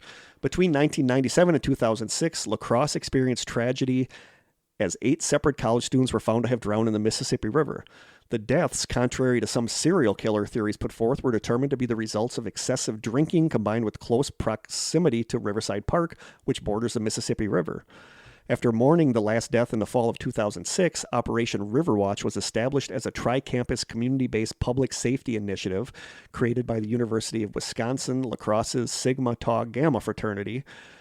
And basically what this was is recruited volunteers from the University of Wisconsin and other colleges nearby to go out and patrol Riverside Park every Thursday, Friday, and Saturday night of the academic year. Due to a city of La Crosse statute, the park closes at 11 o'clock at night, and these volunteers ensure that no one entered the park after hours when the bars were closing. Today, since this program has started, there's not been a single death in the Mississippi River near there as a result of the program and the collaboration of the La Crosse community. Every weekend, our volunteers come into contact with intoxicated individuals, and often these are individuals who are disoriented to the part where they believe they are walking towards their home back home in the city when they are actually walking straight to the river. An FBI report that investigated the drowning cases in La Crosse determined that the presence of Operation Riverwatch in the community has saved many lives. The program has also been noticed by local community and the local campuses, receiving numerous awards. So basically, they're saying that records show that the patrol intercepted nearly 1,300 people in the park after hours in 2011. Police cadets encountered nearly 3,600 people between 2009 and 2011, although it's not clear in either figure how many of them were intoxicated. You could argue, though, that their presence also took away the opportunity for murder. For killers to throw the body. Yeah. I mean, that's great. Yeah. It's great that many lives have potentially been saved. That's amazing. Yeah. And they're saying that it's just from drinking. New York Times article from 2006 called, quote, "In Wisconsin, the tragedy of drinking and drowning," says, searchers combing the Mississippi River this month pulled out the body of basketball player Luke Homan, the 8th college-age man in 9 years to disappear from a city tavern and turn up dead in the river. La Crosse officials have debated for years how to keep drunken college students safe, but some say there may be no answer for a town with 3 colleges, 3 rivers, and $3 pitchers of beer, which is 100%. Yeah. I'm not sure there's anything we can do to prevent a future tragedy, Mayor Mark Johnsrud said. Some officials want to rein in the binge drinking culture. Others have proposed fencing off the waterfront. The most recent string of deaths began in July 1997 when searchers pulled 19-year-old Richard Havlett's body from the Mississippi River near the park. College wrestler Jared Dion became the 7th drowning victim in 2004 when his body turned up at the same park. The community is saturated with thousands of students attending the University of Wisconsin's La Crosse campus, as well as Viterbo University and Western Wisconsin Technical College. Downtown bars catered to these young drinkers, offering booze at dirt-cheap prices. The Vibe, where Homan was last seen alive, offers an all-you-can-drink special for $5. Shots are just $1. A sign hanging in the bar's window says, quote, "You're not drunk if you can lie on the floor without holding on." Down the street, Brothers offers bottles of beer for $1 on Wednesdays. The Helm boasts 50-cent schnapps and $3 pitchers from midnight to 1:30 a.m. And that's true. Like, drinking in Wisconsin is dirt cheap. Well, yeah. I know I went to Whitewater, and that's known as a party college, but I think La Crosse is kind of known as a party college. I always think of the comedy segment from, what's his name? He was on The Daily Show. He was always, like, angry. Jon Stewart? No. Oh. He what's his name? Hang on. Louis Black. Like, I always think Louis Black, and I think I might have posted this. If not, I'll post it in the group. Louis Black does a segment on drinking in Wisconsin. And he talks about how if he wants to go on a bender, he said he'll fly from New York to Wisconsin because even with the plane ticket, it's still cheaper than drinking in New York. Right. And it's true. I mean, it's so cheap in Wisconsin to drink. Especially in college towns. You know, and they're saying that's the problem, is that it's more of a binge drinking problem than it is a serial killer problem. University of Wisconsin senior Kathy Long says, quote, "The problem is that the drinking culture is already up on a pedestal in this town." Mary Torstvit, assistant director of prevention services at the University of Wisconsin, said that students that live off campus are pretty much on their own. She says, "Drinking just seems to be such a standard part of Wisconsin culture and La Crosse culture. We'll always be fighting that." She goes on to say, quote, "At some point, we have to start working on personal responsibility. That's probably the biggest thing. You can't have somebody looking out for you your whole life." So they're saying that this is just a binge drinking problem and students getting stinking drunk and just walking into the river. According to the Center for Disease Control and Prevention, 23% of La Crosse County adults report excessive drinking, defined as at least 4 drinks in a sitting for a woman and 5 for a man, in a survey conducted between 2004 and 2010. That compares with 8% of adults nationally. So for us, it's 23%. For the rest of the country, it's 8%. So we know how to drink here in Wisconsin. We do. Yep. Somebody on Web Sleuths writes, quote, "Performing complex tasks as well as engaging in behaviors one would not generally engage in while being completely amnesic of such is a well-known hallmark of acute alcohol poisoning. Alcohol interferes with short-term memory. Hence, events are never committed to long-term memory to recall later. In fact, alcohol is not only significantly correlated to short-term memory loss, but over time and through extended use, gross memory impairments. This memory interference does not necessarily result in an interference of executive functioning, however. In other words, not everyone gets falling down drunk. Mm-hmm. Sudden drowning syndrome, or what's known as cold shock response, happens. Being a good swimmer does not protect one from drowning if they fall into a body of cold water. And that's a big thing. Is you could be the captain of the swim team, but if you fall into a cold river, hypothermia, you're going to go into shock. Yeah. Right? Your body's not going to work like the way it's supposed to. You're not going to want to know what to do. Right. Somebody else writes, having lived in Wisconsin, Delaware, and the Pacific Northwest, I can tell you that the culture surrounding alcohol consumption in the upper Midwest is not the norm around much of the rest of the country. Since leaving Wisconsin, I haven't experienced a party/drinking atmosphere that rivals an autumn Saturday in Madison, for example. In Wisconsin, and this is true, in Wisconsin, the weekend begins on Thursday night and goes till Sunday night. Thursday night is like a huge drinking night in Wisconsin. College. Well, especially in the college. Yeah, in college is like, I remember going to college. Bars would offer all these things Thursday nights. It's just weird to me. I never really thought about that until I researched this, that in Wisconsin, weekend starts on Thursday and goes to Sunday night. Yep. Binge drinking is a much bigger problem among college-age people in the upper Midwest. Many college students, males mostly, go out with the intention of nothing more than getting hammered. I don't think they want to be vomiting by the end of the night, but they certainly want to be numb. I haven't seen that anywhere else that I lived. As for why it doesn't happen more during spring break, I think it's because there are so many people around. I'm sure there's extra lifeguards and cops running around, certainly enough people to pull someone out of the water if they accidentally fall in. And as mentioned earlier, cold water is harder to swim in. It might be easier for a drunk to get out of the water in warmer spring break spots. Well, especially on a beach. Like the Mississippi's not a beach. You're basically falling off a cliff in some areas. And I love this quote from somebody on Reddit named Tanner Soap. He says, quote, having personally witnessed a drunk male crawl towards the river because he was sure it was Pine Street, I can finally verify the true identities of the Smiley Face Killers. They are Jack Daniels, Jose Cuervo, Captain Morgan, and all-you-can-drink wristbands. So, but then arguments against this. Somebody wrote in and said, I don't know what thread to put this in. Please forgive me if I goofed, but I keep hearing about colleges where there have been no clear-cut cases, but that are still near rivers or water. Examples include Quincy University, University of Iowa, Loras College, Bradley University, UW Green Bay, where I went, UW River Falls, right on the bay, UW Oshkosh, Carroll College, and Carthage College. Why, even though these college campuses are on water, why are there no drownings at these colleges? Gotcha. Which is true. Yeah, but the UWGB is a campus in the middle of like a residential area, right? It's not near bars. I'm sure there's bars near there. I mean, I got stinking drunk in the Rathskeller in the cafeteria at the college when I went there. Yeah, but these are all things that happen off campus, though, in like a bar district. And I think it's like where it's situated, where the water in like relation to Green the water Bay is really far. But from this person UWGB. is saying, why are these other colleges that some of these like are on rivers? How come there's not as many drownings there as there are at these other ones? And that's a good question. Mm-hmm. I think College Town. Yep. That's on a river. And then somebody else writes in, quote, I don't even want to mention what college I went to because I can't help but fear that if the killers are reading boards like this, they'll suddenly decide that it's a great location for another victim. Right. At any rate, I went to a school that had water separating the campus with all the fun bars on one side. Half of the students would have had to cross the bridge to go to the bars. I can't tell you the number of times I saw students stumbling out of bars at the end of the night, but there has never been an accidental drowning of a student after going to our bars. Never. So it will never make sense to me when law enforcement says that it just happens when kids are drinking. No, it doesn't. If you're that drunk, you have a hard time making it to the river, much less falling over a chest-high railing or walking across 8 lanes of highway traffic or over large rocks to get to the water, which is true. That's a good point. And finally, big theory, Trey, number 3, big theory, the one that I buy, it's a combination of the two.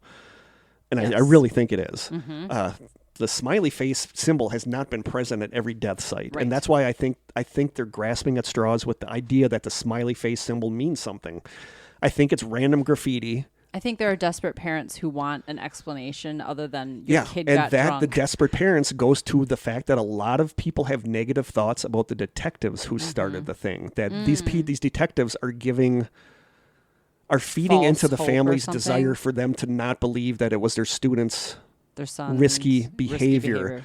That they want to believe that there is a group out there. They want to believe that there is a group out there killing these people, and these detectives are feeding into that. So there's a lot of negative. Because that's easier to accept than your kid's death was probably preventable. Yeah. You know what I mean? Yes, but I do believe that it's a combination of the two. Mm-hmm. But I did not know this, and I kind of hesitated saying this because I don't want to call out the guy. But I never knew this until I was listening to one of the podcasts, and it brought it up. Kevin Gannon is one of the big detective guys, right? Okay. From a March 6, 2010 issue of the Twin Cities Pioneer Press newspaper, an article says, quote, Kevin Gannon, the ex-New York cop who believes a team of smiley face serial killers is responsible for the drownings of young men across the country, was investigated in the sexual assault of a 19-year-old University of St. Thomas student last spring during the search for a missing St. Thomas freshman. According to one search organizer, Gannon had not done much to help, quote, with the exception of hanging around downstairs, talking with female volunteers, and eating. The police file states, the student said Gannon would just sit around eating and talking to the cute females, telling them war stories. Other students told investigators that Gannon called the alleged victim, quote, pretty and complimented her on her beautiful legs. The assault allegedly took place April 19th in the parking lot of the U.S. Bank in St. Paul. Surveillance cameras recorded a Lincoln matching Gannon's rental vehicle's description in the parking lot for 73 minutes that evening. The student, described by police as, quote, very distraught, was first interviewed by St. Paul police on April 23rd. She told Sergeant Shannon Hutton that she did not know the missing student well, but some of her friends involved in the search did. She joined the search and heard the rumors that Zamlin, the student, was abducted by the Smiley Face Killers, according to Hutton's report. She goes on to say, quote, they told us all about their NYPD stories and filled us with hope. They said they were going to figure this out and they were going to help us find Dan. The student said Gannon asked to see her April 19th because he was leaving the next day and he made it sound as if he would be accompanied by Duarte. But Gannon came alone and drove her to the bank parking lot, according to the police report. After some chit-chat about cases, Gannon grabbed her foot, which she had injured days earlier, and, quote, started kissing and licking my toes, telling me that if I was with a guy who wouldn't kiss or lick my toes, he wasn't good enough. Oh, my God. She said Gannon eventually put his hands inside her underpants and penetrated her before he drove her back to the St. Thomas campus. She was frozen with fear, said a police investigator describing the student after the incident. The student told close friends what allegedly happened 2 days after the incident, having waited because she was afraid that it would distract from the search for Zamlin. She then contacted campus officials. Gannon told Dale Zamlin, who I'm thinking is either the father or the brother of the missing student, who learned of the allegation that, quote, nothing happened. He then left the Twin Cities before police had a chance to talk with him. Gannon left a voicemail with a police investigator April 27th saying that he heard, quote, disturbing news that someone had made a complaint against him. That was the last time sex crime investigators heard from him, despite repeated calls. And I mean, that has nothing to do with the case itself. You know, no, like it casts credibility. It casts a negative light on him and his motives. Yeah.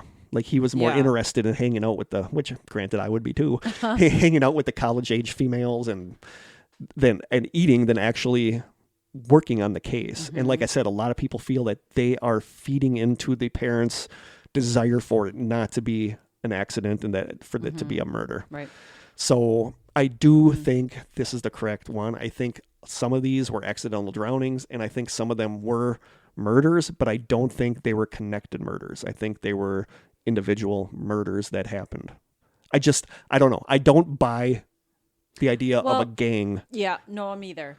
I think if any of them were connected, it was done by a single person. It was probably just a handful. Yeah. And then everything else kind of got looped in because and some then of you the had copycat. You could have copycat similar. killers going out there. You have people wanting to muddy the waters, going out and putting smiley faces everywhere near water. Like when they pull this guy out of Lake Michigan, somebody might go down there and put a smiley face just thinking that they're funny. Right. So I feel like it's just a lot of feeding in on itself, and I do feel like some of them are true, just accidental. Yep. Intoxicated drownings. And some are just murder. Yeah. But I just don't see. If there is a smiley face killer, it is one person and it's a very small group in a very specific area. Like La Crosse or one of these areas where 9 people died. It's not across the country. Right. You know, so there you go. And I want to end with this quote from the Dark Rituals of the Smiley Face Killers blog that I made fun of before about the Satanism stuff. Okay. But I do really like this quote, and I really, really believe this. Quote, everyone who looks into the Smiley Face Killers initially are looking at a media-invented piece of entertainment carefully crafted to sell copy and keep advertisers happy. This, sadly, is a sign of the day and age infotainment where news stories become a money-making adventure. Mm-hmm. For all the idealism and good intentions of young journalists with their hopes of truly being a voice of scrutiny against corruption within society, a voice for the voiceless, a diligent guardian of the masses, etc., the actual truth is real investigative journalism no longer exists, and anyone naive enough to think that they would become a journalist to truly make a difference for the progression of a civilized and accountable society should think again. For any of us who were gripped by the entertaining saga of the Smiley Face Killers, the true horror of the reality of these murders eventually becomes apparent. And far from this story being a fun distraction, we should become seriously aware of how this evil must be stopped. Mm-hmm. And that's true. People, again, we talk about this a lot, but people forget that Christopher Jenkins has a family. Right. He's not just some dumb, drunk kid that went out in an Indian costume and drowned. Like right. he has a sister that misses him. He has a family. Mm-hmm. And that's something that I agree. Gets lost. It gets lost. Like people misconstrue true crime stuff for entertainment when that's really not what it is. And dubbing these the quote Smiley Face Killers is like a type of sensationalism that makes this more entertainment than tragic deaths of young kids. Makes it more juicy than it probably is. Yeah. So there you go. There are theories about the Smiley Face Killers. I will say that after this, I feel much less inclined to believe that the Smiley Face Killer or Killers is even a thing. Yeah. I mean, like you said, I can see some of them being a group doing this, but not the entire thing. I think it's very unlikely. Yeah. Though. And it's probably just one person if it is. Yep. All right then. All right, we are going to do a listener question, and then I'm only gonna do my 2 song picks. Well, I'm gonna do 3. What the heck? It's our show. We can do what we want. We'll do 2 because the first one is from Anonymous. Would you rather wear socks full of spaghetti for a day or gloves filled with fish guts? Socks full of spaghetti. 100%. Yeah. It would smell way better. Yeah. Gloves filled with fish guts. I mean, how would you even do anything with gloves full of fish guts? No. I don't know. I'm going with the socks full of spaghetti. Yep. Number 2, Anonymous, what is a topic or thing in the paranormal or strange world that you two disagree about? Bigfoot. That's what they said, Bigfoot, i.e. Because I don't buy it. Mm-hmm. I think Krista buys the idea. Willie is very insulted. I'm sorry, Willie. Krista buys the idea that there is a huge cryptid monkey ape thing, and I don't. If there is something like that, I think it's something way more weird than that. I'm thinking portals. I'm thinking alternate dimensions. I'm not thinking. I'm thinking it's flesh and blood. I'm not thinking it's flesh and blood. And I'm thinking if it's flesh and blood, it's not normal flesh and blood. So that is something. And I just don't buy the Bigfoot thing. I just don't. Yeah, that's definitely it. That is it. That is what we disagree on. Yep. I'm gonna go with I'm doing 3 song picks because I had 2, and then when I was driving down, I put a bunch of old forgotten music onto my flash drive, and I found this song, and I just love this song. I might have even actually done it already, so we're going to do that one. But I'm doing 3 song picks today just because it's our podcast and because I can. So my first song that I'm going with is a song that you probably know if you're of advanced age like me, or you probably heard this song. It was played on the radio a lot. And I just want to start with this quote from YouTube, which I love this quote. And I was thinking a lot about this on a drive down. The quote on YouTube under the song's video says, quote, "There was a decade sandwiched between the end of the Cold War and the start of the post 9/11 world. A decade of great music, hope for the future, and genuine human connections. We saw the birth of some amazing new technology, but it didn't control us yet. It wasn't perfect, but it was damn near close. Ladies and gentlemen, that decade was the 90s. Like, I love the 90s. To me, the 90s were the last... I don't know. I feel like I wasn't a grunge fan. I feel like after 9/11 the world changed. I feel like the 90s were one of the last great decades of innocence. Perfect word for that. I was trying to think of what to say. But this song, depressing song, but I just have always loved this song. And then I don't listen to it for a while. And when I listen to it again, I'm just like, God, this is such a good song. And it is the song "The Freshman" by the band The Verve Pipe. Oh. If you heard the song, you would totally know it. We were nearly freshmen. Yes, and it is such a good song. It's like a slower song, but then it kind of... I actually know a song that you're recommending? Yeah, it's slower, but then it kind of builds up to where the guys kind of like yelly a little bit at the end, but it's such a good song, and it's such a 90s video. where he's sitting at a table singing in the background. The band is playing, but the lights are flickering, so you can't always see them.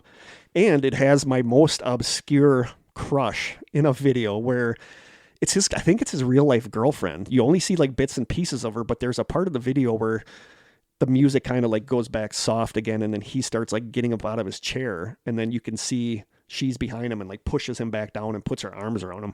And I just love that imagery of that video. Like, it's such a good video. It's such a good song, and it is one of my all-time favorite songs, and it is The Freshman by the Verve Pipe. Okay. My other song that I really love, I believe, is from the 2000s, but this is a band I might have had one of their songs on here before. I'm just like fascinated with this band, but it's one of those bands where I don't like some of their stuff, but then the stuff that I do like is amazing. And the band is Block Party, and the song is, I believe, pronounced Kreuzberg or Kreuzberg. Okay. Kreuzberg is a city in Berlin, near Berlin. And the song is kind of about the Berlin Wall, and it's like a metaphor about love and sex and stuff. But it is such a good song, and it's one of those songs that I forget about. And then when it pops up on my flash drive when I'm driving, I'm like, holy crap, I love this song. It's a very winter song to me. Like, you should be listening to it when the snow is falling. But it's the song Kreuzberg by Block Party, and I love that song. And my third song, the one that popped onto my flash drive when I was driving down here, and I was like, holy crap, I like this song. It is the song Come On, Come Out by A Fine Frenzy. Oh, I love A Fine Frenzy. And Alison Sudol, I think her name is, the singer. Her voice is just amazing. And this is just such a beautiful song about not spending your life inside and going outside and seeing like the sky and all that stuff. It's just such a good song, and her voice is just so amazing. So those are my three songs: The Freshman by the Verve Pipe, Kreuzberg by Block Party, and Come On, Come Out by A Fine Frenzy. She has red hair, yes. right? Yes. Yeah. I really like Not her. so much a crush on her, and I don't really know why. But I don't know. I'm weird that way. Somebody wants me to rate my crushes for one of our listener questions. Wants me to rate my crushes. So maybe some episode I'll do that. Maybe like a side sessions. I'll do my top Kurt's 5 crushes. But those are my 3 songs. So I was just gonna mention really quickly, I just started watching Stranger Things. The season 4 was just released this month, I think. And I watched the first episode, and I don't know. I'm excited to dig into it. So I was just gonna give a shout out to Stranger Things if anyone's watching it. Don't give away any plot spoilers, but I just finished episode 1 a couple days ago. I just feel like I gave up on it. I just couldn't get into the show anymore. Season 3 got a little crazy, for sure, but I like where season 4 is starting. So I should watch it one of these days. I'm watching The Boys right now, and I'm kind of losing. It's like a little too gory and a little too. It's just too much drama and just bad stuff. Yeah, it is. It's a lot of bad stuff. Yeah. Adam just said in our picture that it looks like I'm sniffing your hair. Did it smell good? So yeah, it did. So apparently I'm a hair sniffing fetishist. So should I read a joke real quick? Sure. I don't remember what you read. I think you read them last time. Why did Jimmy throw the clock out the window? Yeah, I want to see time fly. Okay. What language does a billboard speak? What? Sign language. Ba-dum-bum. All right. So I think that's it. Hopefully we did the Smiley Face Killers. Hopefully we did the Smiley Face Killer stuff justice. Personally, I'm going with the Train air conditioner. Yeah. Air conditioner 100%. Repairman. 100%. I'm going with Starbucks baristas. Yeah. So I let us know what you guys think of this episode. Yeah. Let us know if this changed your opinion on it. It changed mine. Yeah. So that's it changed mine too. I just can't see the idea. I've been into this for a while. Yeah, you have been. So now you know what it's like when I research something and I'm like, oh, I thought it was super interesting and it's not. So sorry. Thanks, Kurt. I just got to disprove Bigfoot. I just got to disprove Bigfoot. I got to get you to. Good luck with that. So our deets, you can email us at thestrangesessions@gmail.com. We are on Twitter at strangesession without the S. We are on Instagram where Krista does just a smashing job posting once every 2 weeks. You can send us postcards and snail mail, but no more food items, please. We're backed up with that. To the Strange Sessions, not like constipated backed up, but like backed up. Send fiber-filled stuff. You can send postcards and snail mail to the Strange Sessions, P.O. Box 434, Manitowoc, Wisconsin, 54221-0434. And you can call our lonely little phone line at 920-443-9602. I'm already pooped from podcasting. We got to do 2 more now after this. I know. One's only 20 minutes, though. That's true. So thank you guys so much for listening. We will be back in 2 weeks. Not sure what we're going to do yet. I think not the next one, but the one after that, I'm going to see if Corey can join us. So we might do a mini mystery for that one. So just give me fair warning when I have to come up with a mini mystery. Okay, I will give you fair warning. I'll let you know that morning before I drive down here. So from Krista and I... Just print Reddit off. Yeah, just read a bunch of Reddit stuff. Yeah. That's basically what I do. So from Krista and I in the Strange Cellar, until next time, stay strange. And don't get murdered. Don't get murdered.